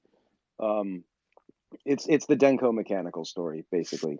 It's really an interesting piece to look at because I think the more common meme is Ace Elevators. If I'm not mistaken, I think that's what people more tend to talk about when they're talking about some kind of inside job at World Trade Center. And typically the Denko mechanical story is not brought up, which I find fascinating because, again, that's where you have an instance that's directly connected to an actual crime. And that way, it's not so unreasonable to be prying on things because there could be something involved there. And when you're talking about, I don't know, like mafia or whatever, it could be bad. So it's worth, digging into that compared to just sort of speculating that Larry Silverstein blew up his own building, if you get my drift. And I think that's what's important about these stories. With you're looking at what is literally a major foreign intelligence operation, and based on the way it's been commented upon, it really could be the biggest. And so I think that's where there is a lot of questions about the nitty gritty about who and why and how. But I can just say that if you're going to try to make sense of it in that light, you really have to work with clear suspects. I think that's a point that you always try to drive at them. And it's for real. You have to have like a Sakira Hamad, who he was in the Trade Center doing unauthorized work on fire prevention. Again, it looks like bizarre situations through history, especially regarding World Trade, like Ahmed Rafai. There's enough of these instances where you just cannot deny, even if you're trying to frame the argument in some kind of Arab patsies conspiracy theory meme, you really have to reckon with, okay, but if they're patsies, why are they professionals? So that's all. Thanks. Yeah. Hey, listen, good point to bring up about the need for suspects to connect to a crime. It's something that I exhaustively try to relate to people who espouse like the real fringe conspiracies that actually hurt or inhibit further investigation. In that, one of the main fringe conspiracies that really damaged the truth movement is the idea that planes are hijacked by Arab hijackers. Now, one thing I repeat myself ad nauseum about is that there's no hijackers. We don't have like the intelligence rings of Israel or Saudi Arabia or the CIA or the NSA or the FBI to cover up all these operations that were involved with monitoring and assisting these operatives that were involved with the 9/11 attacks. They don't exist either. And I don't think people really think things through when they espouse these fringe conspiracies. Now, I call them fringe because I would say I'm a conspiracy theorist. Like I differ from what is being propagated by the government, but I also don't believe in the irrational conspiracies, like no planes or hologram planes or no hijackers or fake phone calls, right? We all know that there were planes and there were hijackers because people on board the planes and people who gave them boarding passes, people who knew them, people who did operations, monitoring them, even assisting them, they were all involving the operatives of 9/11. So these fringe conspiracies, they're propagated by people who don't debate the issue, who don't even try to have a conversation with anybody on the opposite side of the fence.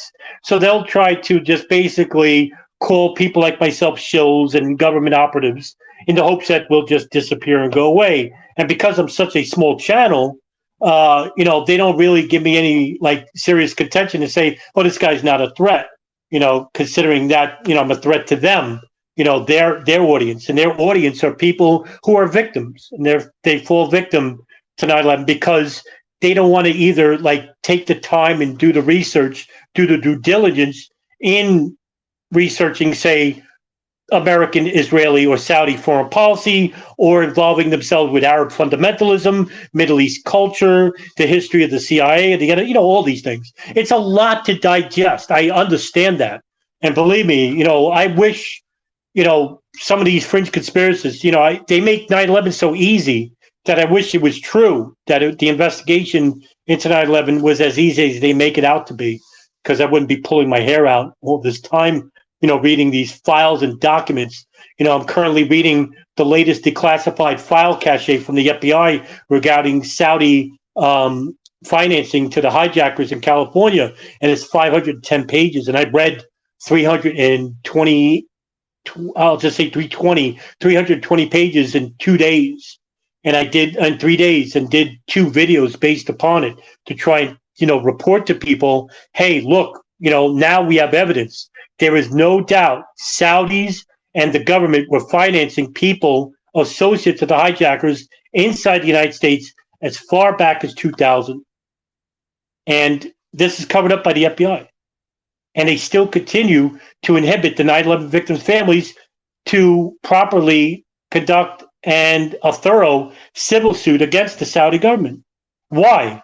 Why is that? I think it relates to No's point before, is that does it allude to a bigger problem, and that involves with foreign policy with certain governments in certain countries. Yes, we share one common interest with Saudi Arabia, and that's the oil market regulation of Saudi oil. In that if the United States doesn't become allied with Saudi Arabia, that means another country, say maybe Great Britain or Russia, they'll become the regulators of the oil, and they will become the next superpower, which was the big argument regarding Saudi Arabia and the United States becoming allied with one another as far back as when Standard Oil first became the first company to discover oil in southern Saudi Arabia. And from 1932 on, we became allies with a country we share no cultural appropriation with, no affinity with, nothing on a political or theological basis. We share nothing in common with them other than we can control the oil market. Sean, go ahead, pal.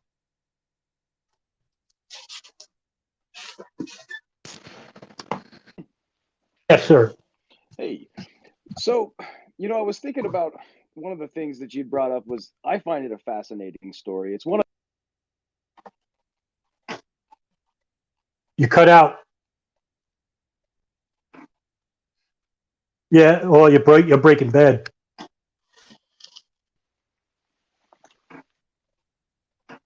You're on mute. Hopefully you're in a better spot.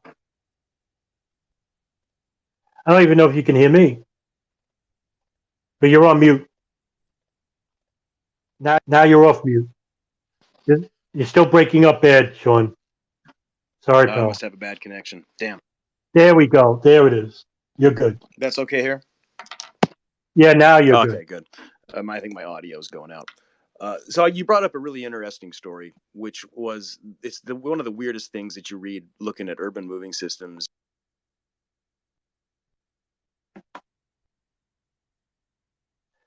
We lost you, pal. Any kind of Israeli intelligence op. Sean, you're breaking up. Yeah, It's bad. that. Sean, we can't hear you. Sorry, pal. Yeah, sorry. But you're breaking up pretty badly there. It's a shame. So maybe reload or something. I don't know. But you could always come back online if you want. Nevertheless, Jack, to go back to your point, because I think that the biggest point of all is that when it comes to our affiliation with certain countries, such as Israel and Saudi Arabia, and when I say Saudi Arabia, I'm talking about the Gulf too, like Qatar, United Arab Emirates, Bahrain. All right, our foreign policy is directed from either the CIA, the Israeli lobby, the Saudi lobby, or the Pentagon, right? So a lot of these lobbies exist inside the United States, and they all have like different agendas, but the commonality is the same, is that the United States need to be the sole superpower of the world or in the region itself, especially in the Middle East. So that's why we go through a number of these countries and we try to depose these Arab governments that are anti-ethical to the interests of the people in the region we're allied with. For example, in Syria, that's a great example. The United States gets involved saying that we're going to defeat the Islamic State. Meanwhile, we have backdoor operations involving the Saudis, as well as Jordan and Israel, who authorized a CIA project like Timber Sycamore, in which we're funding these ghoulish, jihadists to help overthrow the Assad government. And what for? To implement a Western-backed leader that will acquiesce to the interest of Israel, Saudi Arabia, the Gulf, and the United States. We saw that in Iraq. Saddam Hussein, the procurer of chemical and biological weapons. Well, that's untrue. And we tried to tie that with 9/11, suggesting that Al Qaeda was working on behalf of the Ba'athist regime. By the way, if anybody who had any layman's knowledge about the difference between a Sunni and a Shia would realize that Iraq is primarily a Shia country. And that the Ba'athists, the secularists, they hated, the Salafists and the religious jihadists. They hated them. So did Assad in Syria. So did King Abdullah in Jordan, and so does Lebanon. I mean, these are all the countries that we're at war with. We're not at war with Saudi Arabia or Bahrain. They continue these illegal humanitarian crisis, especially Saudi Arabia. Saudi Arabia is conducting the largest humanitarian crisis in the world. You wouldn't know it because everybody's giving attention to Ukraine, but it's silent on Yemen. Meanwhile, 344,000 people are dead. How many people are dead in Ukraine? 100? 1,000? Pales in comparison to what's happening in Yemen. Pales in comparison to what happened in Iraq and Afghanistan, in Libya, in Syria, which were all conflicts perpetrated by a combination or a singular attribution to the United States, Israel, and Saudi Arabia, the Gulf. We committed war crimes in this region. And it's obvious what was happening here. And we used 9/11 as the pretext for many of these things, the invasion of these countries. And that's what happened here. And that's, conversations like this, and with people like you that studied this area with any serious inquiry, investigation, and study, you are basically a minority. And that's the real crime of 9/11. The crime of 9/11 isn't just the crime of what happened on that day itself.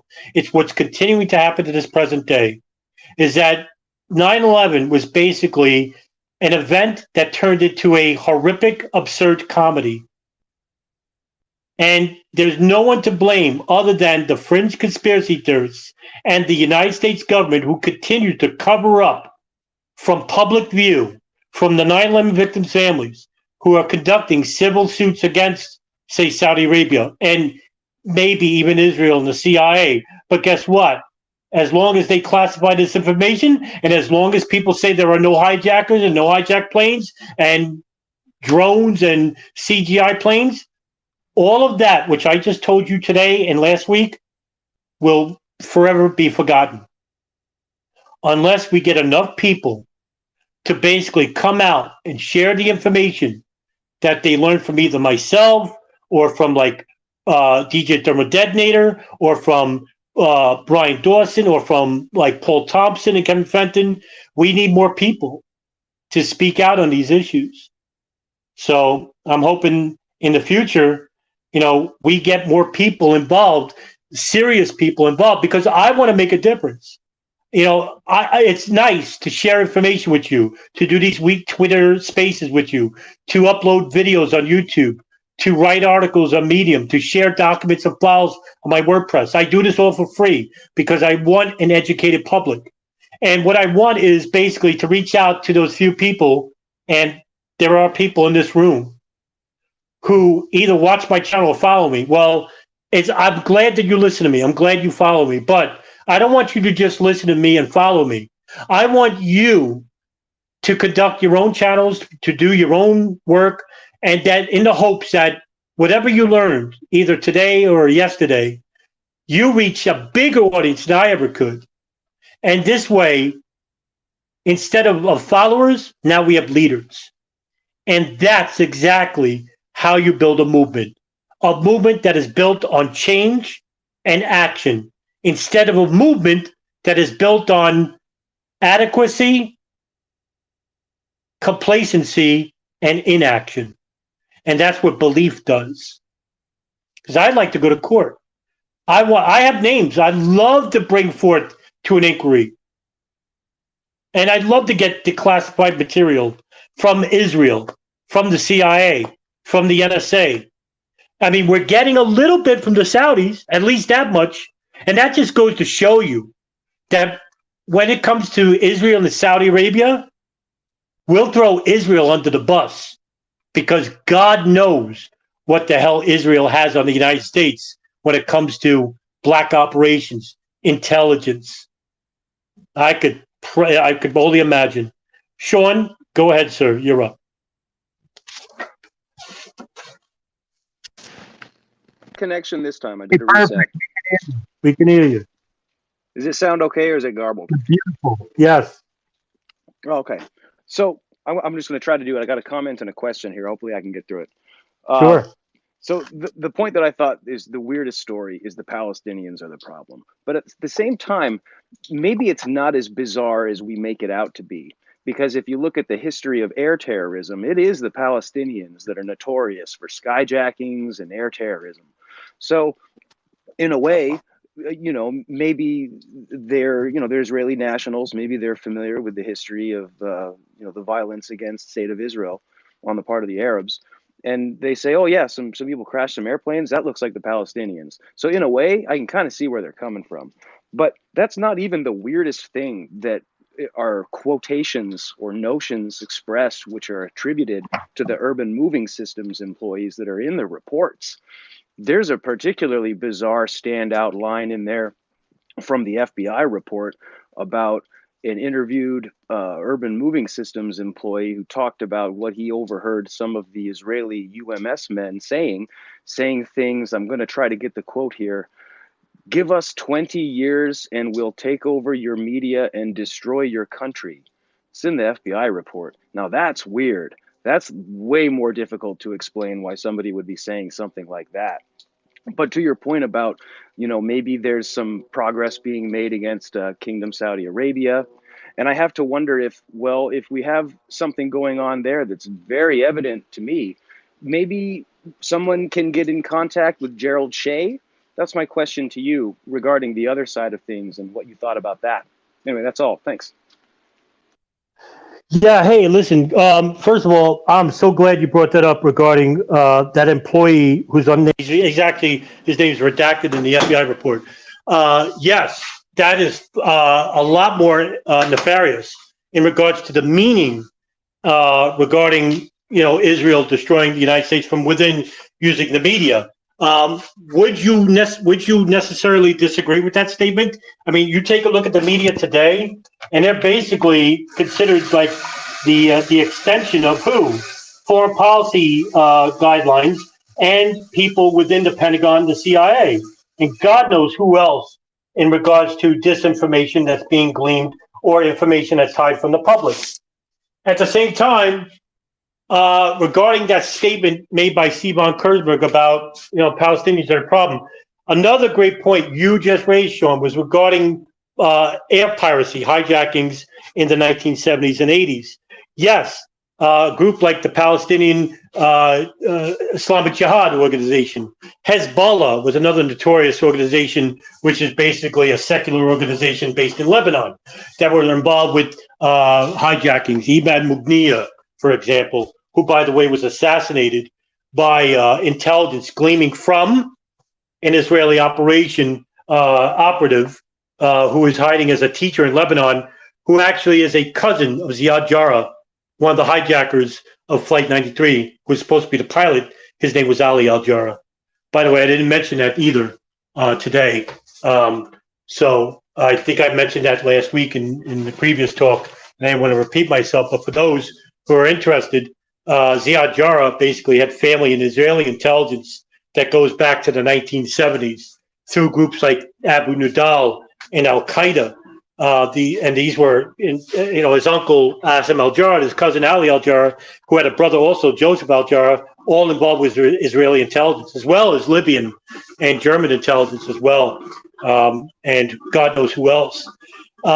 So yeah, I mean, a lot of these groups that basically involved these hijackings, I could see why Sivan Kurzberg would say that in light of what was happening, because how would they know emphatically who was hijacking these planes unless the members of the urban moving systems knew exactly what was going on and knew exactly who they were trying to blame. Remember, Benjamin Netanyahu gives that interview, which I mentioned, at Bar Ilan University on the evening of September 11th, saying that the attacks in the United States showed that it was good for Israel because now the United States can sympathize what they're going through with the Palestinians regarding that. And I think that's a weird comment in itself. I mean, do Palestinians regularly hijack planes and crash them in Israel? No. I would happen to submit to you that I think what you said, Sean, about that instance about Palestinian groups and hijacking planes has a lot of merit in what you're saying there. There's a lot of merit in regarding that. But Gerald Shea, good point. I would like to reach out to him. He's in Connecticut, and he's Shea and Shea is the name of the company. And you know what? I might reach out to him. Good addition. Go ahead.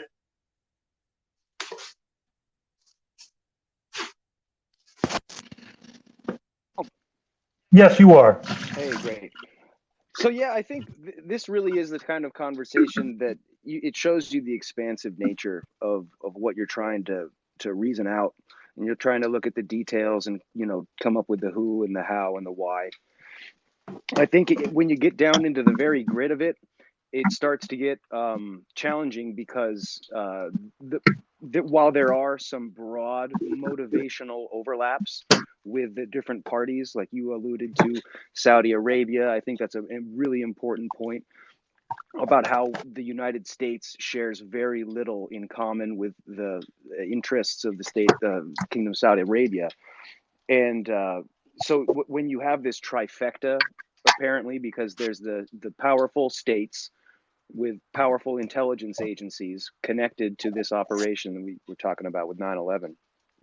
Well, probably they're not all exactly on the level, and they're going to have minor differences in how they see things independently and what they're all each trying to accomplish with being involved in something like it.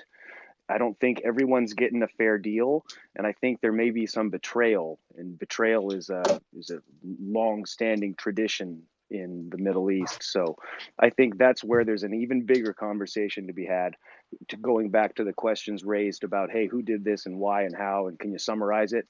That's where you really get into the deep aspects of 9/11 and the questions that are far more frightening. I'll just say. Thanks. Yeah. Hey, listen. You know what? I'm gonna reiterate on a point that you raised to me a couple of days ago regarding George Tenet's story in the pool where he was drunk, and he basically says that the Israelis fucked him over. Um, we could see it like this. Say for now, this is speculation, right? I'm going to give you a hypothesis. So let's just say that the NSA and the CIA got wind of the plot, the plane's operation from their monitoring of Bin Laden's satellite phone and the Yemen hub. Whether they got it from his phone or the Yemen hub, who knows, right? And that because the CIA can't conduct operations inside the United States legally, they involved the Saudis and Israelis to monitor the operatives who were involved with the plane's operation. Okay, because that's exactly what the Israelis and Saudis did out west in the East Coast. Okay, and that the CIA brokered a relationship with Israel and Saudi Arabia saying, hey, listen, just keep us up to date about you monitoring these people, share information with us, and when the day comes, we'll make arrests and we'll not let the operation happen, but we'll arrest these people for conducting a terrorist attack, right? But what if the Israelis and what if the Saudis, or what if just the Israelis and then just the Saudis decided to run their own operations outside of the CIA and the NSA and conduct their own operations and allow the attacks to happen because that's how they could get the United States to go to war against the preconceived enemies of those two countries? Or was it a separate operation by just Israel that they knew about the plane's operation and they did their own operation and didn't involve the CIA? What if the Saudis did their own operation involving the members of the plane's operation and they didn't share that information with Israel or the CIA? Or was it a combination of the two countries? They didn't share the information with the CIA and the FBI. It could be any one of those things. But the reasonable speculation could be this, that what I said to you before in an answer to that one guy was that I believe that the intelligence agencies overheard the operation and that they involved the Israelis and Saudis to monitor the operation and for the operation to either continue or to arrest the people just before the operation happened. Because then if that happened, if the former happened, that would make sense about Tenet saying that, saying, well, I got screwed by the Israelis. Because they promised to me that they would keep operations open with the CIA and stop the operation from happening. It is a strange declaration made by Tenet.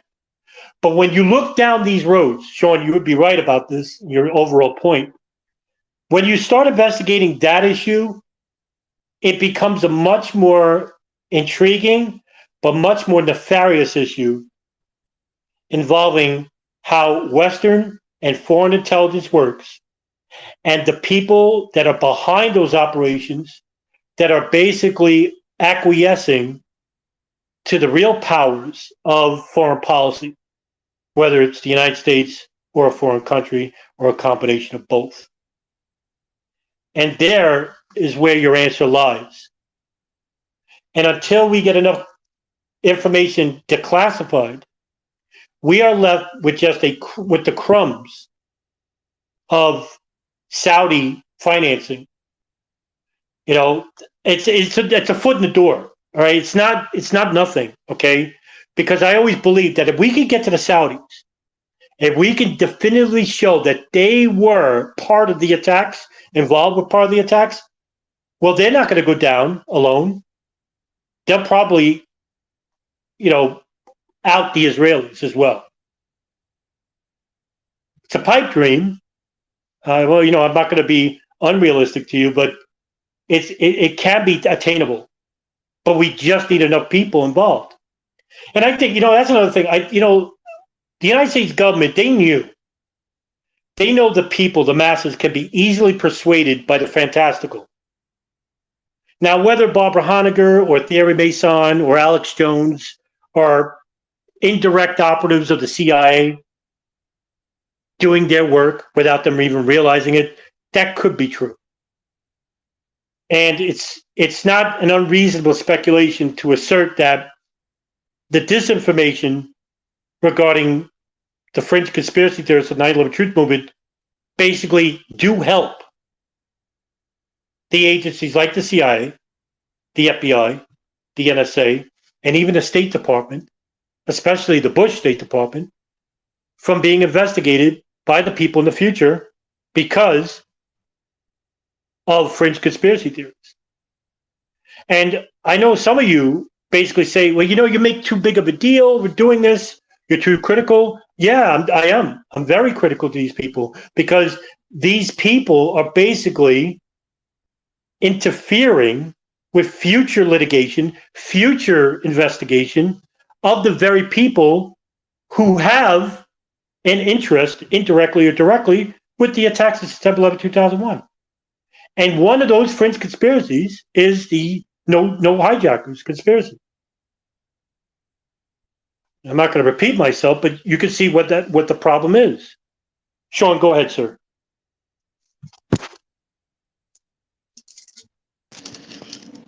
So this is something this is sort of a question or posed to you, since I think you could tell this story really well. Have we brought up, or has anybody brought up Josie Hadass?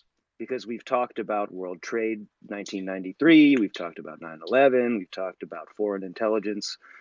Can you lay out who is Josie Hadass, and why is Josie Hadass an important figure in forming a realistic and useful conception of what something like 9/11 really looks like, nuts and bolts?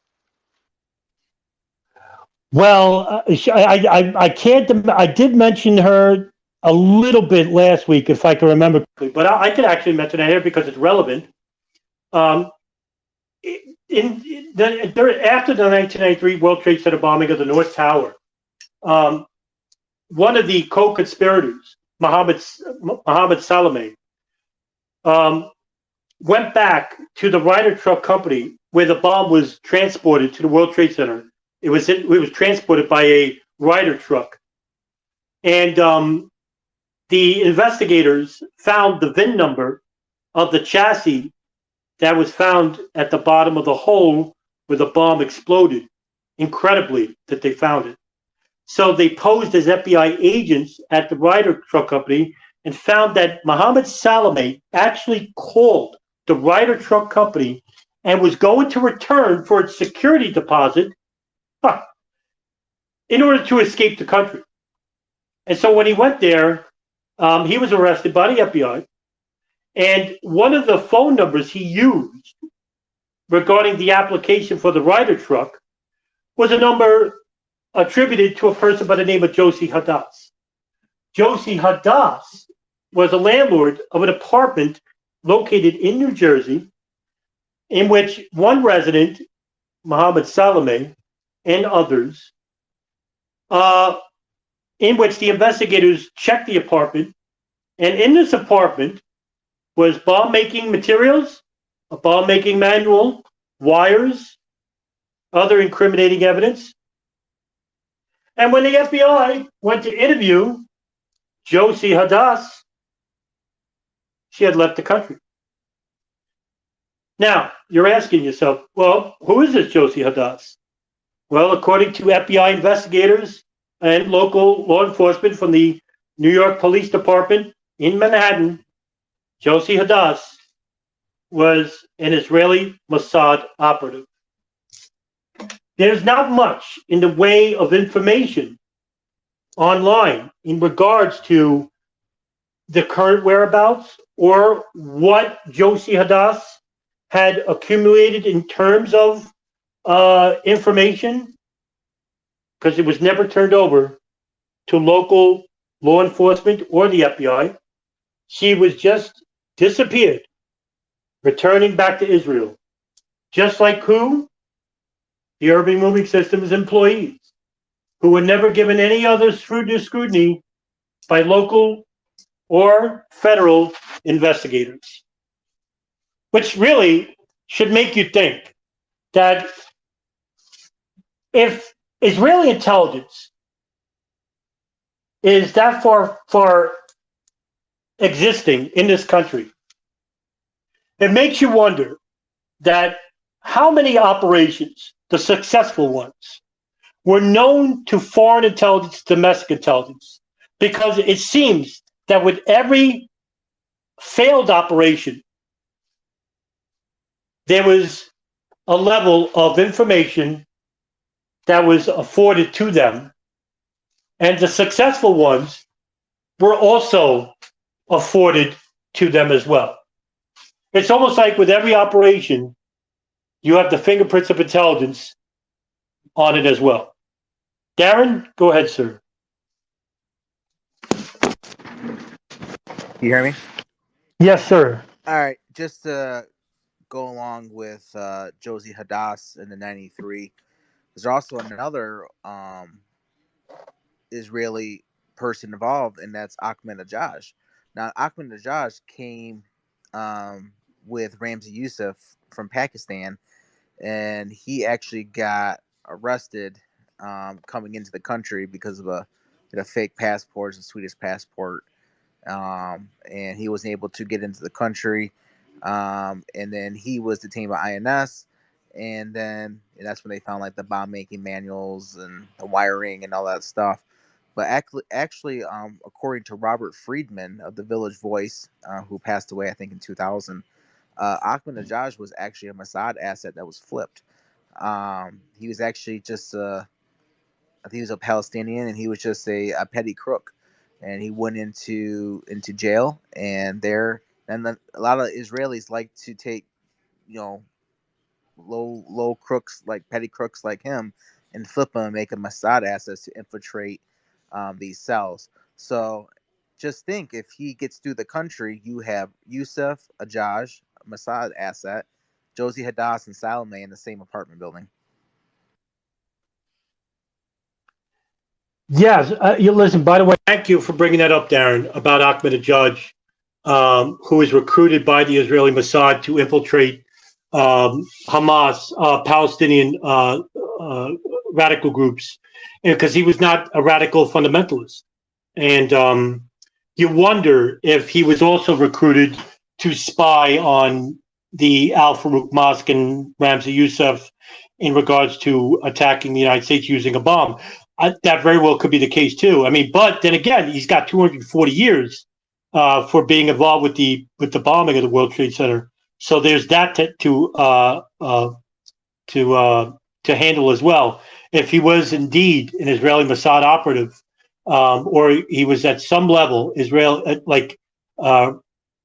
an Israeli Mossad informant of sorts, why this is not illuminated by him, saying that, hey, I'm not really a radical fundamentalist. I'm a Mossad operative. But then again, nobody can get to him. Nobody can interview him.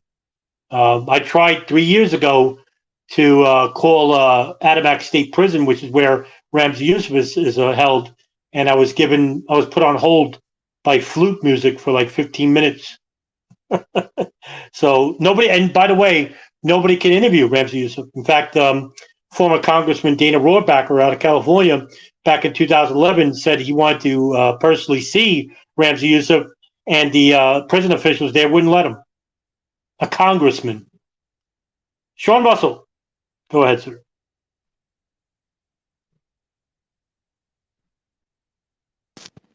My connection. Yes, perfect. Okay, good. So something which you almost hinted at just a minute ago, which I found really fascinating, is with the fingerprints of the intelligence agencies, and that's really all you're left with in so many of these cases. It's like, okay, somebody was here, they're gone now, we can't talk to them. There's a lot of these instances where that's as far of the information as you can get, or at least with the documents that are available largely. And it reminded me of this idea that, sometimes when it comes to spycraft, you only know what was going on if it went wrong and somebody gets caught. because so much of it is just, oh, great success, and it's buttoned up, and now you don't know about it. And so there's a whole realm of speculation, but I think reasoned speculation, because when you're studying the historicities of the intelligence agencies, foreign and domestic, and note the tendencies, sort of the MO of like how our guys do things, how some of our allies do things, how our enemies do things. There's a lot of information about supposedly how our enemies do things. Of course, we always tell their secrets and not ours. But when we're examining, say, today's Israeli intelligence, one of the most interesting aspects of Israeli intelligence operations is just fascinating in the world of well, spycraft and war in general, is the way that the Israeli intelligence, I mean, they're like the James Bonds of the intelligence worlds. I don't know if everybody likes to admit it, but they're kind of pound for pound the best. And they have like the least information available about them. If you want to read official reports about actually how they get things done, my God, everything is redacted. Most of it's not available. A lot of it is low resolution files that you almost give yourself a headache trying to read them. But what is known and has been written about, even by Yossi Melman comes to mind, Michael Collins Piper, there is the apparatus that the Israeli intelligence can utilize called the Mista Arvim. Have we brought up Mista Arvim in previous talks? No. Well, something that gets totally missed in the history of Western Arab relations and Middle East terrorism and 9/11, because there's so much attention being put on building demolitions and wondering about were there airplanes, and so little attention is being paid on Arab suspects. Again, through the lens of the Orientalist glasses that we in the West have, we just don't understand Arabs and the Middle East and the geopolitical situation there by large. We only know Saddam insane must go, right? We don't know anything. We know what we learned in The Naked Gun 2. Remember when Leslie Nielsen beats the crap out of Yasser Arafat? That's all we know. And we completely miss the rich, colorful, bloody history of international terrorism and the real sort of timely weapons system that these proxy wars, these modern wars that we have, because we don't believe in hijackers. We're not looking at something like the Mista Arvim because we have no interest at all in like the truth movement and fringe conspiracy thought bubble groups.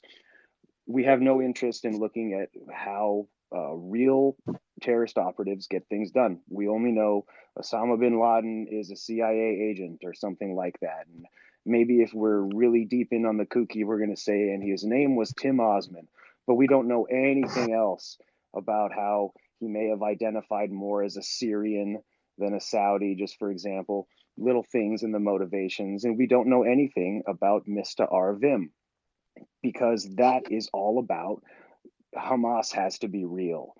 Hezbollah has to be real. Well, all these things have to be conceived in the traditional and grounded and historical sense. And then you can look through 9/11 through the idea of, okay, something like Mista Arvim exists, and Mista Arvim means masquerading as Arab or Arab masqueraders. It's an elite military intelligence unit, where there are multiple units, sometimes called Arab platoons. And basically, since the Israelis formed a proper military and a proper intelligence service, they had the Mista Arvim, which allows the Israelis to elect Arab-born Jews from, say, Egypt or Jordan, and utilize them on missions where they pose as Arab figures to get very proactive and very powerful intelligence about the Arab threat, which constantly surrounds them. And it's been mastered over decades. And when we have a figure like Ziad Jarrah attached to 9/11, and now we understand that Arab terrorism is real, but there's a mechanism that the CIA doesn't have this, okay, that the Mista Arvim can get right up inside any of these operations.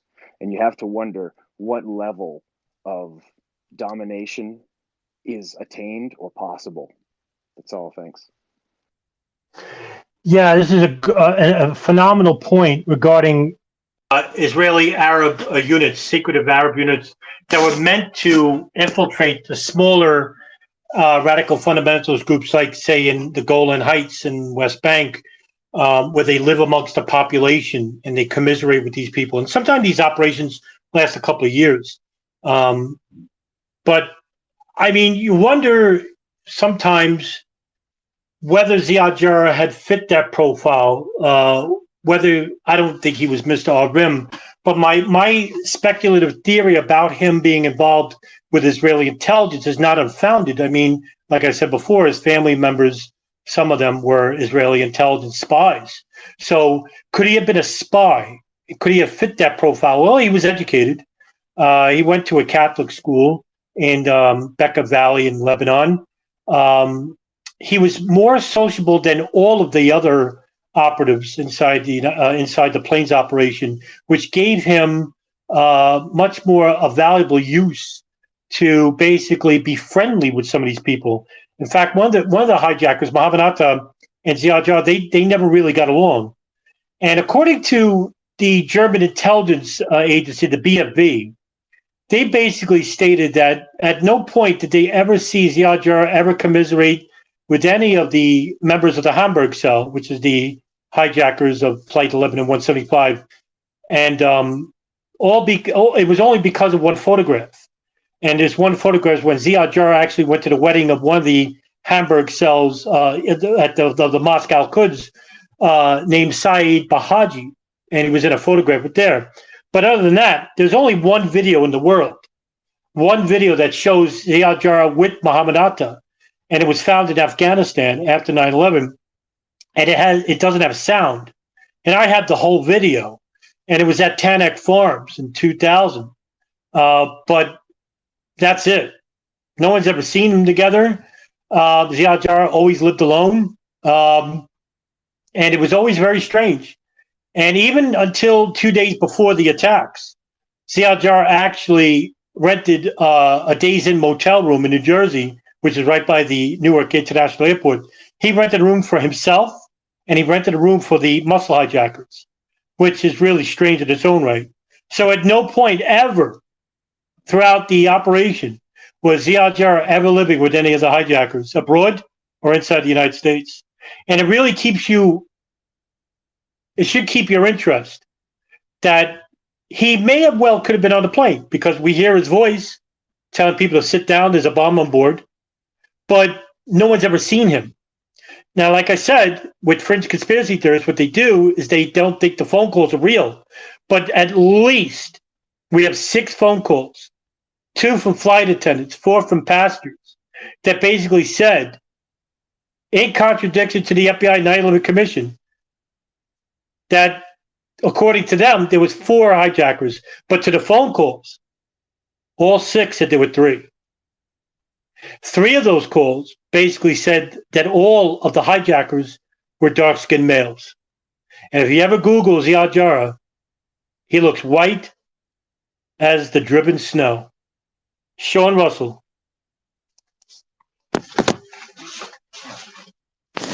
Yeah, Ziad Jarrah is probably the most fascinating aspect of 9/11 for at least a lot of reasons, very arguable.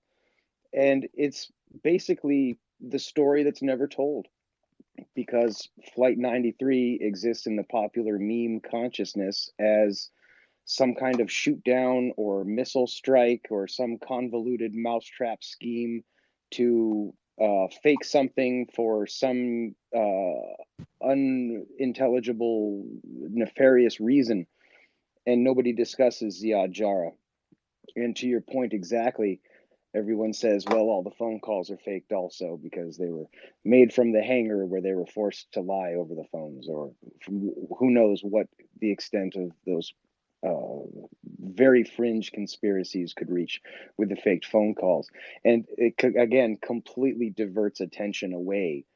Like so many memes of 9/11, completely diverts attention away from the fact that Ziad Jarrah wasn't witnessed on the plane. And he's one of the most anomalous. He's one of the most, it's like one of these is not like the other. With Ziad Jarrah, he really doesn't fit the picture.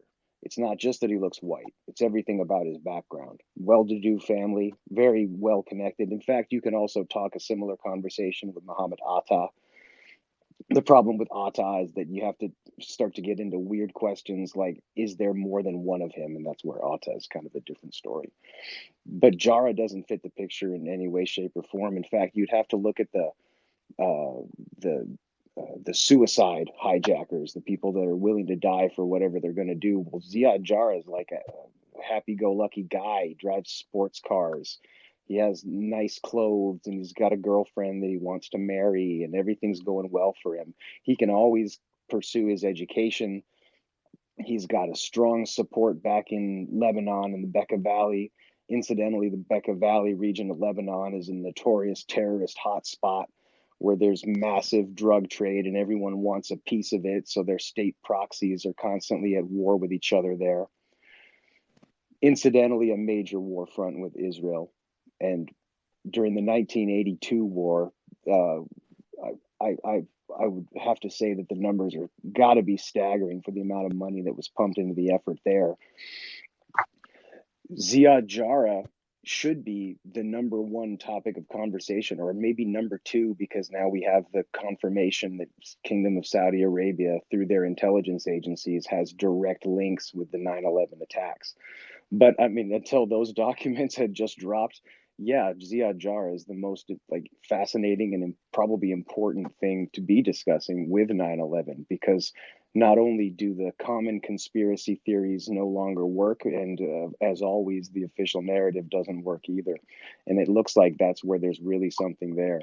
And you alluded earlier, finally, to being able to maybe somebody will drag somebody down with them, right? Maybe if we get the Saudis and they'll give more people up, that's where there are certain parties which seem to be in actually some of the most devastating and disturbing positions on this whole map, that they're going to be largely unthreatened by even a truth movement led by Alex Jones's bullhorn, or common public who only understand things as they saw it on TV. That's all. Thanks. Yeah, listen, it's such an important point to make, is that as long, and we're going on 21 years now, as long as we have disinformation that is rife within any human event in history, in this case 9/11, the longer this goes on, the longer these people are going to get away with what they're getting away with, whether it's Israel, whether it's Saudi Arabia, whether it's the CIA, the NSA, or even a combination or more. But I mean, this is huge, because nobody dares question the narratives put forth by the fringe conspiracy theorists. But at the same time, they're willing to critique the official narrative of the state government, saying that it's unreasonable, right? Not knowing that what they're propagating at the same time is equally, if not more, unreasonable. The 9/11 Commission, basically, it's not about all of it. The 9/11 Commission report is wrong. It's that some of it is right, some of it is wrong, and a lot of it's missing.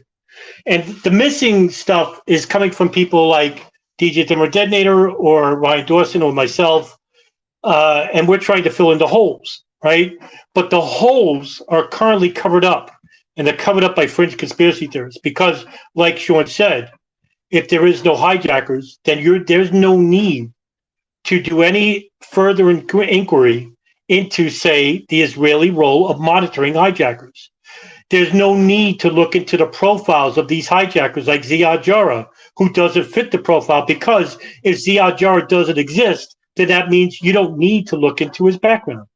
So that's the only reason why I'm critiquing these people, is because I want to tell them that what you're doing is basically anti-ethical to what the truth movement actually wants, which is a future investigation. Well, you can't investigate anybody of importance anyway, if you don't have criminal suspects which had investigations that started years prior into them, because none of this exists. And I brought that question up to the most popular 9/11 truther proponent in the world, Richard Gage, in an interview he did just last week, in which he addressed my question regarding in which I said, if we don't have hijackers, we don't have the NSA, CIA involved with 9/11. Who's involved with 9/11? And he basically told me in the video that the 9/11 truth movement doesn't need hijackers on these planes. The 9/11 truth also doesn't need hijackers to control these planes. And the controlling of planes is irrelevant. The hijackers are not. Because if he's saying that the 9/11 hijackers are irrelevant and that they don't need them on the planes, then he's asserting that the phone calls, the operations, the everything involved with the hijackers is also not relevant. It's also fake, and it doesn't exist. And now I have to question why he would say that. Now, I'm not going to say that he's doing it on purpose. I just think that when it comes to geopolitics, this is not his strong suit, and that's being kind. He's a physics guy. He's an engineer. He should have stuck with architects and engineers, but they kicked him out. Now he has his own group called 9/11 Unleashed, and he's now entering the geopolitical fray. But he's interviewing people that are influenced by a person that he is commiserating with, Barbara Honegger. People like Dave Von Kleist, Scott Bennett, Aidan Monahan, and all the others. So when does it end? I don't know. I don't know what to tell you. But I'm going to cut it off here. It's 9:26, 2 hours and 26 minutes. Thank you very much for coming. Really, thank you so much for the questions and question and answer. I love the Q&A period, and I love speaking with you. I'm going to do this every Saturday at 7 o'clock, and I'll have a question. I'll have a 1 hour lecture. I'll do a talk, and then have an hour question and answer period, or forever how long that lasts. But thank you all. Really, thank you very much for coming. And I'll see you next Saturday at 7 o'clock. Have a good night, everybody.